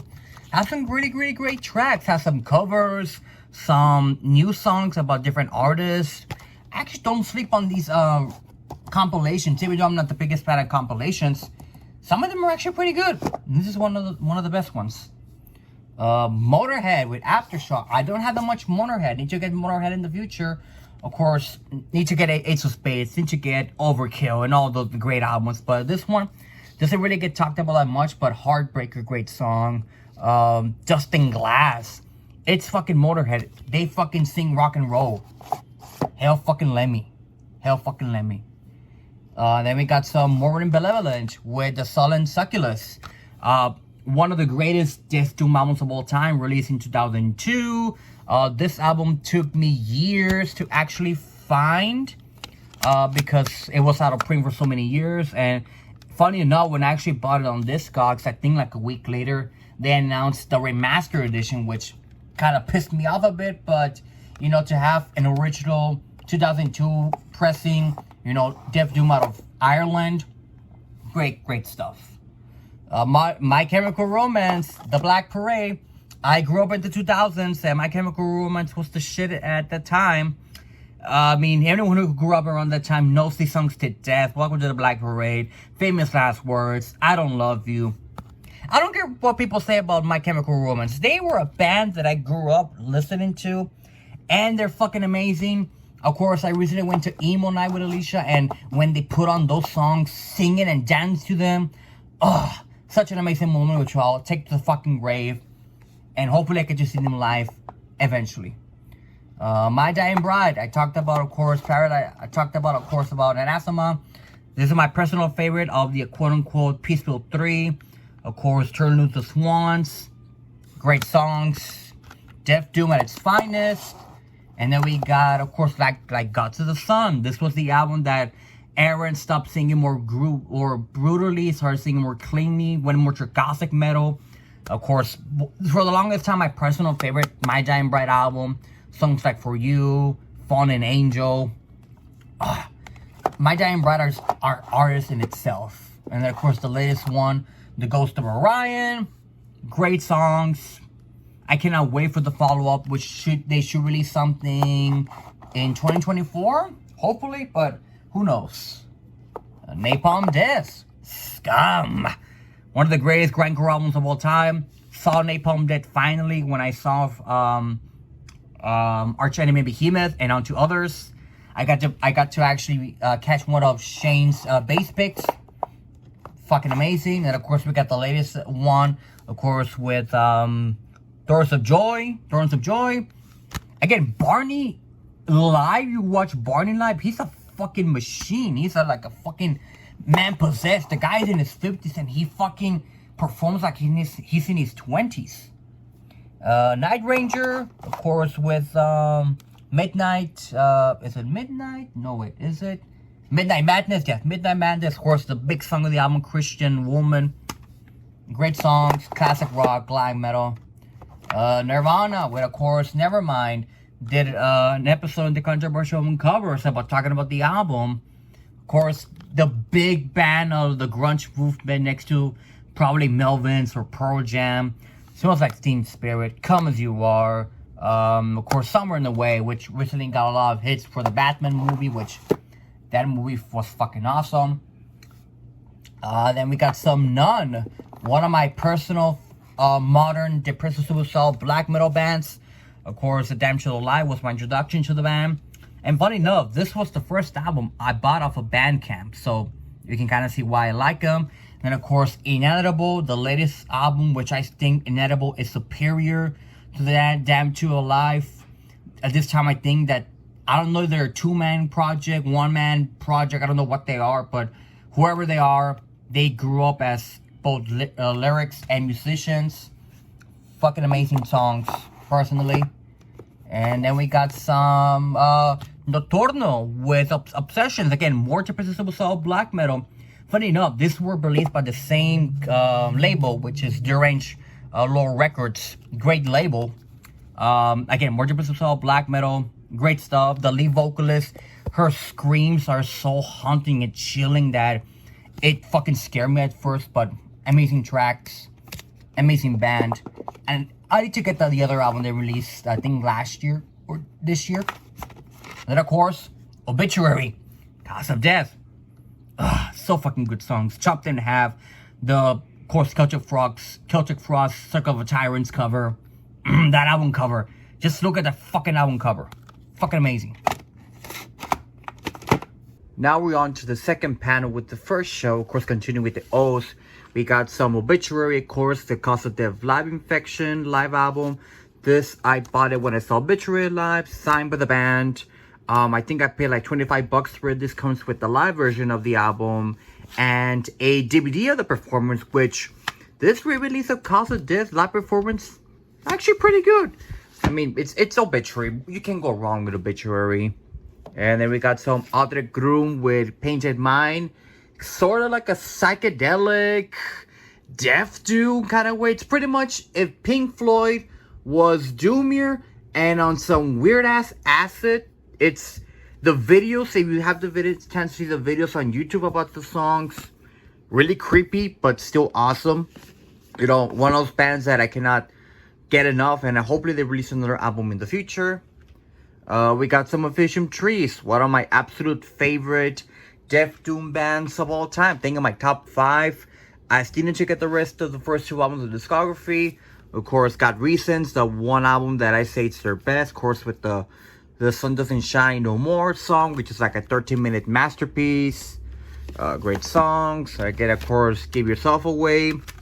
This album took me a couple of years to find. I think I paid like close to 30 bucks in a Malaysian shop online around there.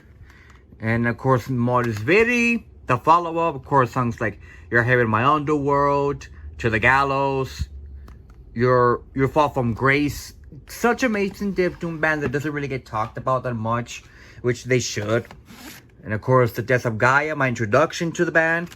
Great songs. Of course, The End Is Nigh, Just Smoke and Mirrors. I cannot wait for the new album they're gonna release in 2024, and hopefully it is pretty good as these other albums. Antonio's LA with Trenos. This was my runner-up for my albums of the year 2020. Of course, produced by Dan Swano and his, of course, and these guys are from Greece, and such an amazing album. Great band. And of course, the follow-up they released last year, the subtitled, I need to get in the collection at some point. But still, amazing death doom from Greece. And then we got some Opeth. Don't have that much Opeth. Need to get some more Opeth in the future, because I know my buddy Levi will kick my ass. Of course, Still Live, and of course, Blackwater Park. Opeth's one of those other bands that doesn't have any bad albums. They're all pretty good in their own way. We got Orgy with Candy Ass. Not the Orgy you're thinking of. This is a whole different Orgy. Industrial metal. Of course, the hit song is, of course, Blue Monday. The cover of Blue Monday. I actually had the opportunity to meet Jay Gordon back in like 2017. He was able to sign a poster. I wish at the time I was collecting CDs. I would love to have him sign this copy, but who knows, maybe in the future. Next up, we got some Ozzy Osbourne, of course. You gotta have some Ozzy in your collection, of course, from Blizzard of Oz. One of his best, of course, Mr. Crowley, Crazy Train, Goodbye to Romance. Bark of the Moon. This was the first album with Jakey Lee on guitars after Randy's unfortunately passing. Need to get, of course, Daryl Madman in the future. No More Tears, in some people's opinion, the last good Ozzy album. Of course, you know, Mama I'm Coming Home, the title track. Hellraiser, which perfectly, I prefer the Motorhead version over the Ozzy version, even though they're both good covers, good songs. I prefer the Motorhead version. It has more of a oomph to it. And then, of course, we have Ordinary Man. The album that I thought was going to be Ozzy's last, of course, he later released Patient Number 9. Of course, Straight to Hell is a banger. Goodbye. Ordinary Man, such a beautiful ballad. The only complaint I have about this album is the last 2 songs. I'm not even a Post Malone fan. I respect that he's a metalhead, but I'm not really a Post Malone fan. I've tried his music, but I just can't get into him. I'm sorry, people. I can't. We got some Pantera, or how they should be pronounced, Pantera. Yes, I'm saying in Spanish, cabrones. It's Pantera. Because they're a Texas band from Arlington, one of the best Texas bands to come out ever. Cowards from Hell, one of the most important albums in the 90s. Of course, Cowards from Hell, the title track. Psycho Holiday, Domination. My God, that breakdown in Domination. My God, so fucking good. And of course, we have Far Beyond Driven. Of course, I've talked about the original album cover on my controversial album covers. The cover of Planet Caravan, I swear, it's better than the Black Sabbath version. They made it in their own. I mean, I'm Broken, not a great song. 5 Minutes Alone. It's a shame that both Vinny and Dimebag are no longer with us. I would have given my left arm to see Pantera aboard the Abbott brothers, honestly. And to get more Pantera in the future as well. Papa Roach, Infest, of course. Gotta have some new wave kind of alternative metal. Of course, Last Resort. That song, when it came out on Emo Night, I lost my fucking mind. It was so fucking good.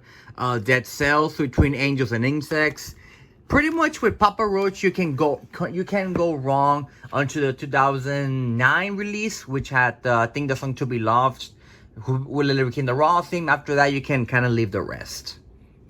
We got some Paradise Lost. I've talked about Anathema. I talked about My Dying Bride. And of course, I'm talking about the last of the Peacefield 3, of course, Lost Paradise. The album that had more death than doom. And then, of course, by Gothic is when they have more of the doom than death. Of course, exceptional album. This is one of the special editions that has the DVD of the live performance back in... I want to say this was a performance that it did in... I think it was around 94, around there, in that area. But still, is my favorite Paradise Lost album. And then, of course, Draconian Times. This is when they went on away from that Death Doom more truck Gothic metal sound, which is which is actually pretty good. This is the 20th anniversary edition. Has a booklet with like talked about the history of the album and all that, which is fucking cool. Of course, the main song, Hollow Land. Such an amazing song, and I know my buddy Archer, this album means a lot to him, so, and the fact that it's really good, fucking amazing. And then, of course, I have In Requiem. This is when they sort of went back into the Gothic metal sound after some albums in the 90s when they went more industrial. Kind of a bit of a return to the norm, but of course, you know, songs like Requiem, Never From the Dam, pretty great songs. Pearl Jam 10. Essential Grunge. You know the songs by this, Even Flow, Alive, Once, Jeremy. That music video actually got banned in some places in America and in the world because of the music video. You've seen the music video. Pink Floyd. I know Hannah's been bugging me more to get more Pink Floyd in the future, and hopefully I can get more. But of course, Dark Side of the Moon, one of the best selling albums of all time. That's it. I just have to say that. Wish You Were Here, Shine On Crazy Diamond, the title track, Welcome to the Machine. But personally, The Wall, it all depends. It's always between The Wall and The Dark Side of the Moon. They're like my two favorite Pink Floyd albums, especially The Wall with the movie that was released later on.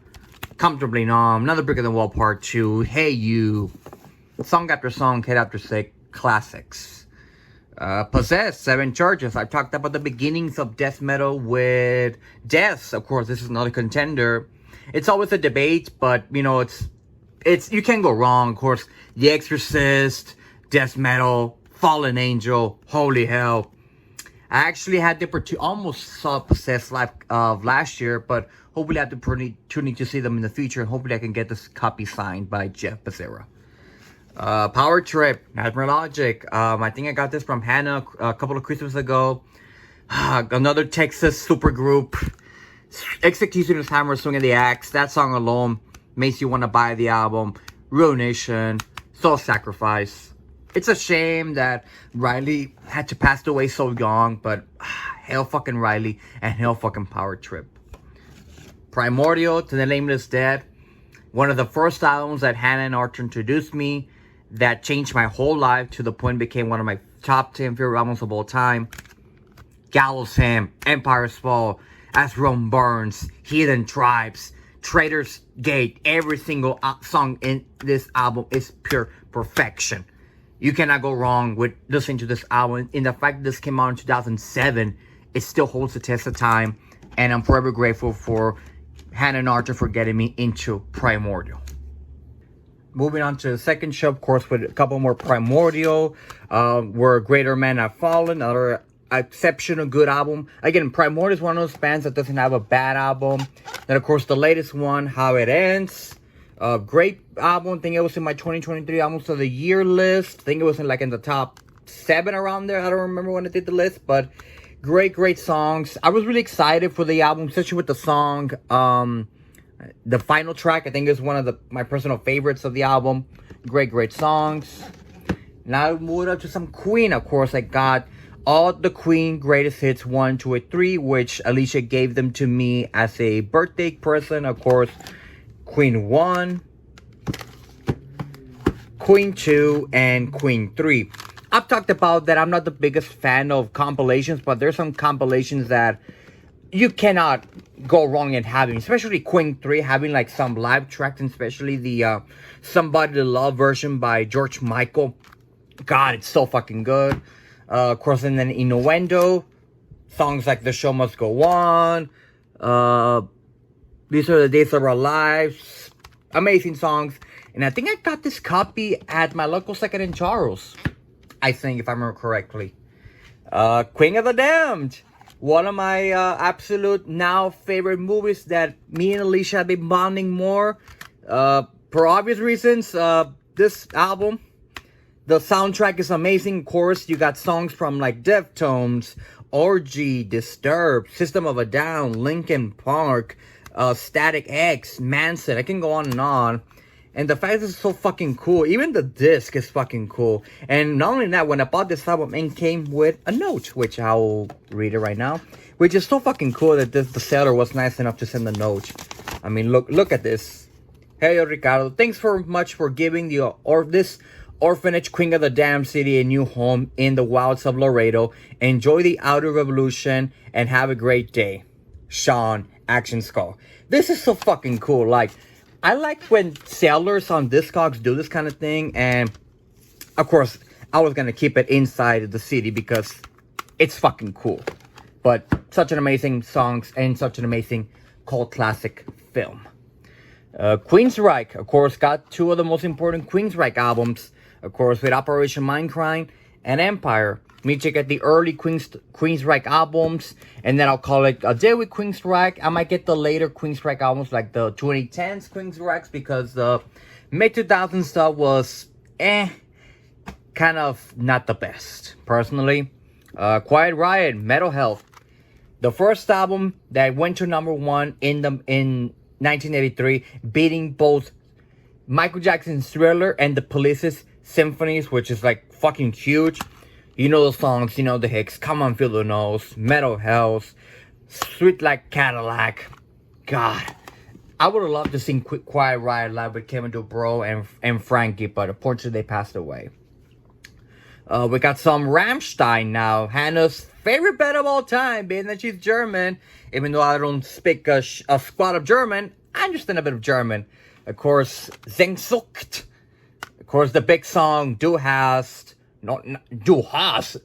Sorry, my German's kind of rusty. Du hast, Engel, Bedicht. My God, I mean, you cannot go wrong. But personally, I think Mutter is my favorite album. Rammstein album. Of course, the title track, Links 2, 3, 4, Feuerfall, Ich will. God, my head's bent how they start the album with that violin. Such an amazing album. Need to get other albums in the future. Of course, the self-titled or untitled. I remember my friends from the Horseman podcast, we were crazy when they released the music video for Deutschland because of the image of the Holocaust. We were just like, oh boy, where are they gonna go with this? But amazing songs, of course, HoloLand, Sex, Pupae, Wade Wag, Hollow Man. Good songs. And then, of course, Zeit, the latest Rammstein album. Again, Rammstein, one of those bands that does not go wrong with anything you can do with them. They're such an amazing band. Their poems, they're not poems, that's the perfect I can say. They're artists in themselves, of course, from Adieu, Zeit. Of course, saw them live a couple of years ago after the pandemic was postponed the concert, so I was happy I got to see Rammstein. Re 123 Plus with Maggie. This album is a bit of an oddity because I actually got this album as a bonus stuff from ordering. I don't know what I ordered from this guy from Bandcamp, and this came as a bonus album. And I actually have a couple of jewel cases. I had a jewel cases left, and I got in the jewel case, and this is one of the weirdest albums. They're kind of like a black metal, post metal band, which actually surprised me, and need to get more stuff in the future from these guys. Our Speedwagon, High in Infidelity, Classic Rock Essential, Don't Let Me Go, Keep on Loving You, Take It on the Run. One of my albums that me and my mom actually bond a lot because there's some great songs. Next up we got some Ripiculio with Musta Ceremonia. In terms of like Finnish Death Doom, this is one of the underground, most protected, most like talked about bands in Death Doom in Finland. An EP or a demo, depending on who you ask, released somewhere in the 90s, and they call it Career afterwards. And I think they've been sort of touring again, but maybe they could release the full album in the future, and hopefully they release more stuff. Next up, we have some Rise to the Sky. Of course, you know, me knowing Sergio personally, I have almost all of these albums. I still need to get the last album he released under the Rise to the Sky name, and hopefully releases the first album eventually just by itself on CD. Of course, from This Will Not Keep Us Apart, Let Me Drown With You, Per Aspa de Astra, Every Day a Funeral, and then of course Stay With Me When You're Gone. Another one-man Death Doom Man project. Of course, like I said, I know Sergio personally. Such an amazing project that you can't go wrong. Everything. Next up we got the Rocky soundtrack. Has of course the big songs from all the Rocky movies, from Eye of the Tiger, Burning Heart, Gonna Fly Now, War. I mean, you can't go wrong with some Rocky, especially when you're working out. Such an amazing songs. Now we have some Rush. Of course, the self-titled debut, and 2112.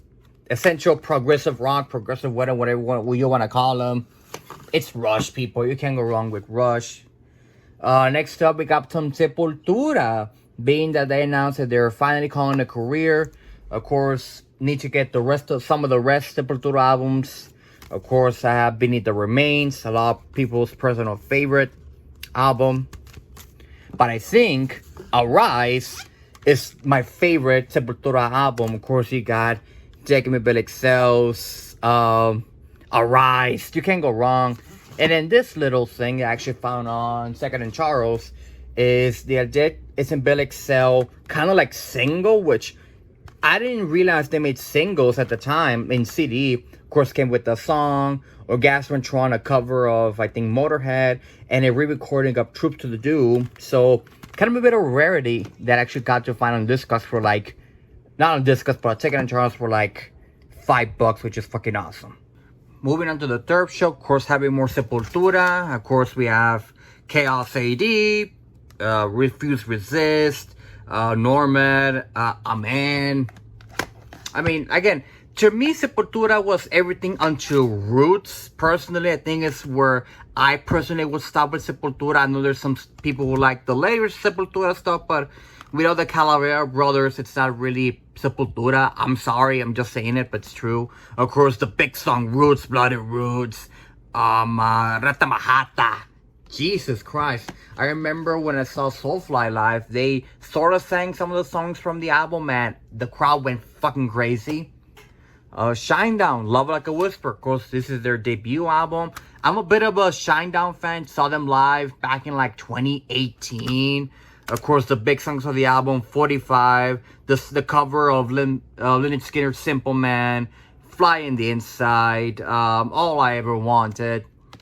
I mean, you can't go wrong with Shinedown. It's one of those modern rock bands that are just good. Personally, I like them. Shining with Homestead 5. This is one of the albums that made me sort of like more depressive, suicidal black metal, but at the same time, it made me feel a bit uncomfortable, even though I don't understand a word they're singing, just by the music itself and how, how Klaus sings the songs. It scared me to death. And I'm not even going to show you the inside of the lyric sheets because there's some gruesome stuff that I even know I'm not even going to show. But, if you want to look it up, just search Homestead 5 Shining and you'll see what I'm talking about. Great album, by the way. Ninja Gamer Shining. Skid Row, the self-titled debut. Another one of those late glam metal bands that were heavier than like a Slaughter. Were heavier than Slaughter. Were heavier than Vinnie Vincent Invasion. But still great songs, of course. 18 and Alive. I Remember You. The Youth Gone Wild. Actually, when 18 and Alive, I have a funny story. When I turned 18, of course, the song's Ricky as a young boy. Well, my nickname is Ricky, so I put that song the minute I turned 18, and it was just like fucking, you couldn't write that up, people. It was fucking cool. Next up, we got some Slayer, or as some people like to say it, Slayer! What more can I say about Slayer? It's fucking Slayer, of course. Show No Mercy. The Haunch of the Chapel EP. Hell Awaits, when they found their sound into what were meant to become their sound from the future. Rain and Blood, one of the greatest thrash metal albums of all time. Next to something like Master of Puppets, untouchable. You can't go wrong. South of Heaven, another Obsession and good album. Seasons in the Abyss. Of course, I've been more doomier. Of course, the main title track, Dead Skin Mask, great song. This run of Slayer is one of like the most perfect runs from any band. And in some of the 90s stuff, I really didn't like the 90s stuff, especially that god-awful Diablos and Musica album, which I won't talk about. But of course, I believe they came to their own back when God Hates Us All came out, which talked about my controversial album covers, and of course released on the 9/11 attacks, unfortunately. The song Disciple with the freaking chorus. God hates us all! God hates us all! I wish I could have seen Slayer live in their final tour, personally. We got a couple of Slipknot albums. Need to get the rest of Slipknot in the collection. I just have, of course, the self-titled debut. Wait and Bleed. Eyeless. Sick. Great new metal at the time. But I believe Iowa is when they were the heaviest. When you have a song that people go shit, start of sort of your album, my God, that song, try playing that song when you're working out. It'll make you go fucking nuts. The Heretic song, course 555, and I'm your 666. Amazing artists. And of course, with what's happening lately with Slipknot, it's another video could do personally. Next up, we got some Sodom. This is a double set. As the Sign of Evil EP, and of course the Obsessed by Cruelty album, the Icarus sort of original pressing of the album. Of course, Levi gave this to me a couple of Christmas ago. Like I said, has both the EP and the Obsessed by Cruelty albums. Need to get more Sodom in the future. Of course, Sodom's like my second favorite band of the Teutonic. For of thrash metal. Great band. And a lot of people think that this band sort of were black metal, which they inspired black metal, but they weren't really black metal. They were always a thrash band. Then we've got some Soen with Imperia. This was my introduction to Soen, and I thought, since Hannah always recommends me like black metal stuff, I thought Soen was a black metal band. First note I listened to was like fucking like rock, and I'm like, what the hell? But they're fucking great artists. From Monarch, my favorite song of the album. Of course, Illusion. I think that's Hannah's personal favorite because of the ballad. Great songs. And of course, the album they released last year. Need to get it in the future. We got some Solstafir. Funny story. All of these Solstafir albums were gifts that Hannah gave me for Christmas like 3 years in a row. So it's fucking cool. Of course, from, I always forget the name of the album. Salvat the Sandar. Of course, Solstafir is one of those Icelandic black metal bands, which is weird, which is cool. Ota, my personal favorite, of course, has a song, Langenti. Thanks I pronounce it. And then, of course, with Bangirium, which is a beautiful box set, which I got this at the same time I got the Abbas box set. We came with the CD, came with a pin, and some cancellation earplugs where you go to concerts, which those do come in handy. But hopefully, who knows, maybe next Christmas she's gonna get me the other Social Fear albums that I'm missing. Maybe not, we'll find out. I mentioned Sepultura earlier, of course, with Soulfly mentioning them. Of course, Savages saw Soulfly back in like 2022, which was my first concert back after the pandemic. And say what you want about Soulfly, but my God, Soulfly, so fucking good live. Of course, Max being the main guy of the band. Of course, Cannibal Holocaust. I kind of notched to the movie Cannibal Holocaust. KCS, Spyro. My God, you can't go wrong with Soulfly. Steel Heart with the self-titled debut. Another one of those glam metal bands that really doesn't get talked about that much. Of course, Me Loving You, She's Gone, the main song of the album. And when I got this album back in Second and Charles, it came with this inscription that says Robert, and I can't figure out who the name of that is, I guess. And it says Forever, which for somebody to sell this album on Second and Charles must have been that didn't go that well. Just saying. Sweat It with the self-titled debut. British rock that kind of, I was a bit of a fan for a couple of years, and I wanted to get this album because, of course, the main song, Animal Nitrate, especially with the music video, kind of reminded me a bit of The Shining. British rock, glam metal, weird glam metal, but still fucking cool. Like, it had a lot of inspirations from, like, David Bowie and all that, but still fucking cool. Even, like, something like The Sweet is inspired by these guys. Amazing. Next up, we move to Swallow the Sun. My probably second favorite band of all time. Of course, if y'all know me, you know Swallow the Sun has helped me so much. I have everything almost in discography. Of course, The Morning Never Came. The Ghost of Loss, when they came more Death Do Me. Of course, you know, songs like Gloomy and Despair. Hope, the Digipack version. The Digipack versions of these albums are actually pretty good. Have a really great sound to them. And then, of course, we have the Plague of Butterflies EP, which has the 18-minute masterpiece. We have some bonus tracks, like some demos of some earlier songs from later albums, but I mean, it's Swallow the Sun. They helped me out so much throughout my life. It's a band that I've been wanting to see in live for so many years. Hopefully, I have that opportunity one of these days. Moving up to the fourth shelf, continuing with Swallow the Sun. Of course, New Moon.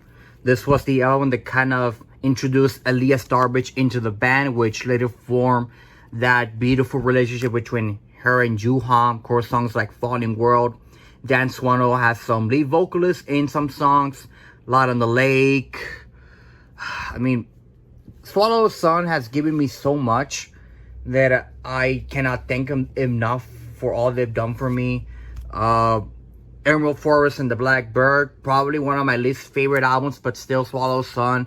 Another one of those bands does not have a bad album. They're all perfect. It's like picking your favorite child. You just can't. Songs from the North, 1, 2, and 3. This was my introduction to the band. One of the songs, of course, Rooms and Shadows, was my introduction to the band. I think when Loudwire did a top 10 list, I think one of those things came in, and just look at this beautiful packaging. Like, has all the 3 albums in their disc. I mean, just look at this giant brick. Like, almost close to 2 hours of music. You can't go wrong. Hell, Swallow the Sun. And then, of course, When As Shadows Force Into the Light. This was the album that was my 2019 album of the year. Back when 2019 was one of the years that had the most personal issues. This album helped me through all those issues, and I am forever grateful for Swallow the Sun for what they did, to the point that this album cover is my freaking back patch on my freaking vest, because they helped me through so much throughout 2019 that it's the least I can do. And then, of course, the live album, Alive in Helsinki, 20 Years of Gloom, Beauty, and Despair. They released back in 2021. This album was recorded in 2020, like a month before the shutdown. Of course, has the 2 live albums and the DVD version, which this DVD has been on my DVD player so many times. And I actually bought the version that has the album and the shirt. So I bought the combo, which this is the closest I have to seeing Swallow Sun live. Hopefully that can change in the future. And then, of course, we have the latest Swallow Sun album, Moonflowers, being this was my 2021 album of the year. Swallow Sun is like the only band of all my end of the year list that has the distinguished honor having 2 album of the year and contenders. Of course, in 2019, 2021, and in 2019, because they're one of my favorite bands of all time. This is the angriest, one of the angriest albums that Swallow Sun has released. By this time, Mikko was sober, so his vocals were better, and Juha's downward spiral into that dark place he once was, and when a shadow kind of went him back into that place and created this masterpiece of an album. And I just gotta say this, Swallow Sun, if you're watching this, I love you, but hopefully you can release the Illumina Aura EP on CD, because I know you guys released it on vinyl, but that's just a man's dream if you could do that, because if you do, I would really appreciate it. I can say I finally have the entire Swallow Sun discography. Just saying. But love these guys to death. I would worship them like they're gods, because they gave me so much, and I love them to death. Third Eye Blind with the Subtitle debut. One of those bands in the 90s, early 2000s that really doesn't get really talked about. That's sort of like post-grunge, alternative rock. Of course, the main song of the album being, I think it's one of these songs. I think it was How's It Going to Be? I mean, it's one of those albums that doesn't get talked about, but still fucking good. You can't go wrong with these guys. Thornspree with the Splendor of the Repeller. This was a bit of a weird album that I found on YouTube, and the reason I'm not showing the album cover is because it has some really provocative artwork. You know what? Fuck it. I'm gonna show it to you anyway, guys. If you're buttfucked by this, you know, fuck you. Go some fucking balls. But look at this album cover. Yeah. You can kind of see why I didn't want to show it, but I don't fucking care. I mean, what are they going to demonetize me? Screw you guys. But pure death metal, black metal, underground 2003. It took me like a couple of months to find it for like $25. But again, that album cover. Yeah, you can kind of see why I wanted to get this album cover for obvious reasons, but still fucking amazing. Sai Katafle, another band that Hannah introduced me into, of course, being with Meta. At first, I didn't think this was gonna be anything because of the album cover, but you know the old saying, don't judge a book by its cover. And wow, what amazing band. Of course, the song Urina, one of my favorites, but of course the main song of the album, Malbuk Jarnik, which is a whole roller coaster. And Hannah and I have been telling Levi to do a reaction to the song because it's fucking amazing, and we want to see his reaction, but still amazing. And then, of course, we have Geometria, the follow-up to this album. I mean, Psychotherapy has been around since like the early 2000s, and they've released, I mean, it's a one-man project, but he's released so many albums that they're all amazing. Of course, Barak being the second to last album he released. He released an album back in last year, which I still need to get in the collection. One of those bands that you can't go wrong because they're all fucking good. And speaking of good albums, now we move with some Tool. Again, say what you want about Tool, but they're fucking influential in progressive metal, alternative rock, alternative metal. They're one of those bands that, the modern bands that you can, there's always talked about, of course. Undertow, Sober, Prison Sex, the title track. It's fucking Tool, people. I mean, come on. Of course, Ananima, which this has one of the coolest album covers. See if I can see it by the light. Hopefully it moves it, but there you go. You can sort of see the animation of the album. This is why I love physical media. I mean, look at this. That's fucking cool, of course. Having the title track, having so many great songs, fucking cool. And then, of course, we have Lateralis, one of those albums that is regarded as one of the best progressive metal albums of all time. And even the packaging, like, mind you, slip the case and just look at it, people. Like, come on. It's Tool. I still take a 10,000 days, which that one's going to be awesome to get. Of course, I want to get for inoculum, but that's kind of hard to get, hopefully. But I'm a patient man, and hopefully I can get it for a good deal. Trees of Eternity. The last, of course, Aaliyah Starbridge and Juha with their side project. It's a shame that she had to pass away so young. Of course, A Million Tears, My Requiem, Broken Mirror. It's a shame, but fucking amazing. Typo Negative. Got a couple of Typo Negative albums. Need to get the rest of the discography. Bloody Kisses. Regarded as the greatest or one of the greatest gospel metal albums of all time. Next to Greatest Love Songs, I talked about before. October Rust, an album that I always put a lot during like October Halloween time, which you can go wrong with any. You can go wrong with any Typo album during Halloween, especially Bloody Kisses with, of course, Black Number 1. You know, the beginning of the album. Dead Again, the last, you know, Typo album that ever got released before Peter's untimely passing back in 2012. I mean, I wish Peter would have still been alive. The Green Man would have given us so many great albums. All hail the Green Man. Over Flowers of Evil. Another one of those bands that Hannah got me into. Like, you kind of noticed that Hannah's suggested me so many albums, so many bands that I cannot thank her enough over the years. But this is one of the albums that we bonded the most. Of course, Machine Guns and Peacock Feathers. I mean, if you all know Over used to be a black metal band that kind of went into a synthwave kind of band, which I'm not complaining. Need to get more Over, especially the assassination of Julius Caesar. Great songs. The Unit Underground, with, of course, the An Education in Rebellion. Anyone who's a wrestling fan knows the Unit Underground from, of course, the song from Raw 2003. Of course, some of these songs came on the Lil Nicky movie. Of course, it's Texas San Antonio band. Had to support these guys. On to Others with Strength. Saw these guys back in when I saw Napalm Death with Behemoth and Arch Enemy. Gothic metal. Bit of a Sisters of Mercy kind of vibe. You can't go wrong. Vader with De Profundis. Next to Behemoth, one of the bands from Poland around there that kind of gave us the black and death metal sound. Next we got some Venom. The beginnings of black metal. Of course, got the Three Essentials. Welcome to Hell. Black metal. And of course, I War with Satan. And of course, these two were actually gifts that Lena gave them to me. I think I bought them from her. I don't remember, but she gave them to me. But thank you, Lena, for these albums. Fucking cool. And then, of course, we got Vital Remains with Icons of Evil with the original Uncensored album cover. Talked about it in my controversial album covers. Great album to listen to during Easter Sunday. Just saying, people.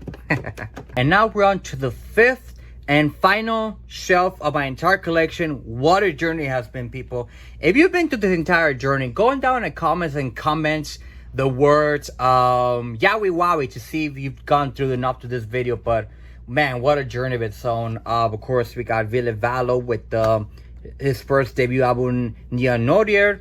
Got the booklet edition of the album. When I talked about him, I said I saw Ville Valo live. One of those bands that I got more into. Great songs. It was like in my top 3 albums of the year for 2023. Next we got some Warrant. Of course, the 2 essential albums. Dirty Stinking Rotten and Filthy Rich. And of course, Cherry Pie. You can't go wrong with Warrant. Glam metal, you know, great hits. We got some Watain. Of course, Lawless Darkness. One of the first really black metal albums that got me more into black metal. Of course, you know, the main song, you know, Waters of Aeon, for Weapons. I mean, my God, it's Watain, people. I know they had some they still have some controversies, but I don't fucking care. You know, Watain is fucking cool. And it's funny to think that these guys got banned. Well, they didn't get banned. Weren't able to come to the States a couple of years ago because of some fucking shit. But that's near and there. And of course, we got the latest Watain album, The Agony and Ecstasy of Watain. I mean, my God. Watain? What? I don't care what people say about Watain. Of course, they were inspired by Mayhem. Just think of the fucking sound. It's fucking cool. Watain. Then we got some Waver with a Romance of Violence. Romance of another one of those bands that Hannah got me into more. Black metal, kind of giving you like a like gives you a bit of a story of the gold rush of the 1850s, kind of a bit of a concept of that, but it's more just in black metal. It's like progressive metal. It has a lot of elements that a lot of people will like in metal. You guys give them a listen, just saying.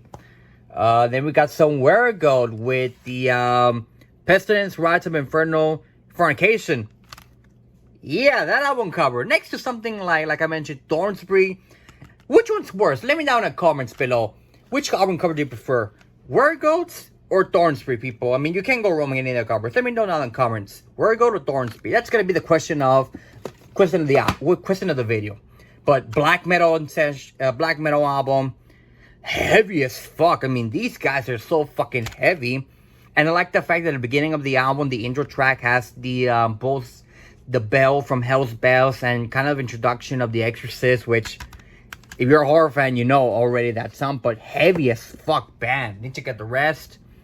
White Zombie, La Exorcista, Devil Music Volume 1. Of course, Rob Zombie's band before he would later create Rob Zombie.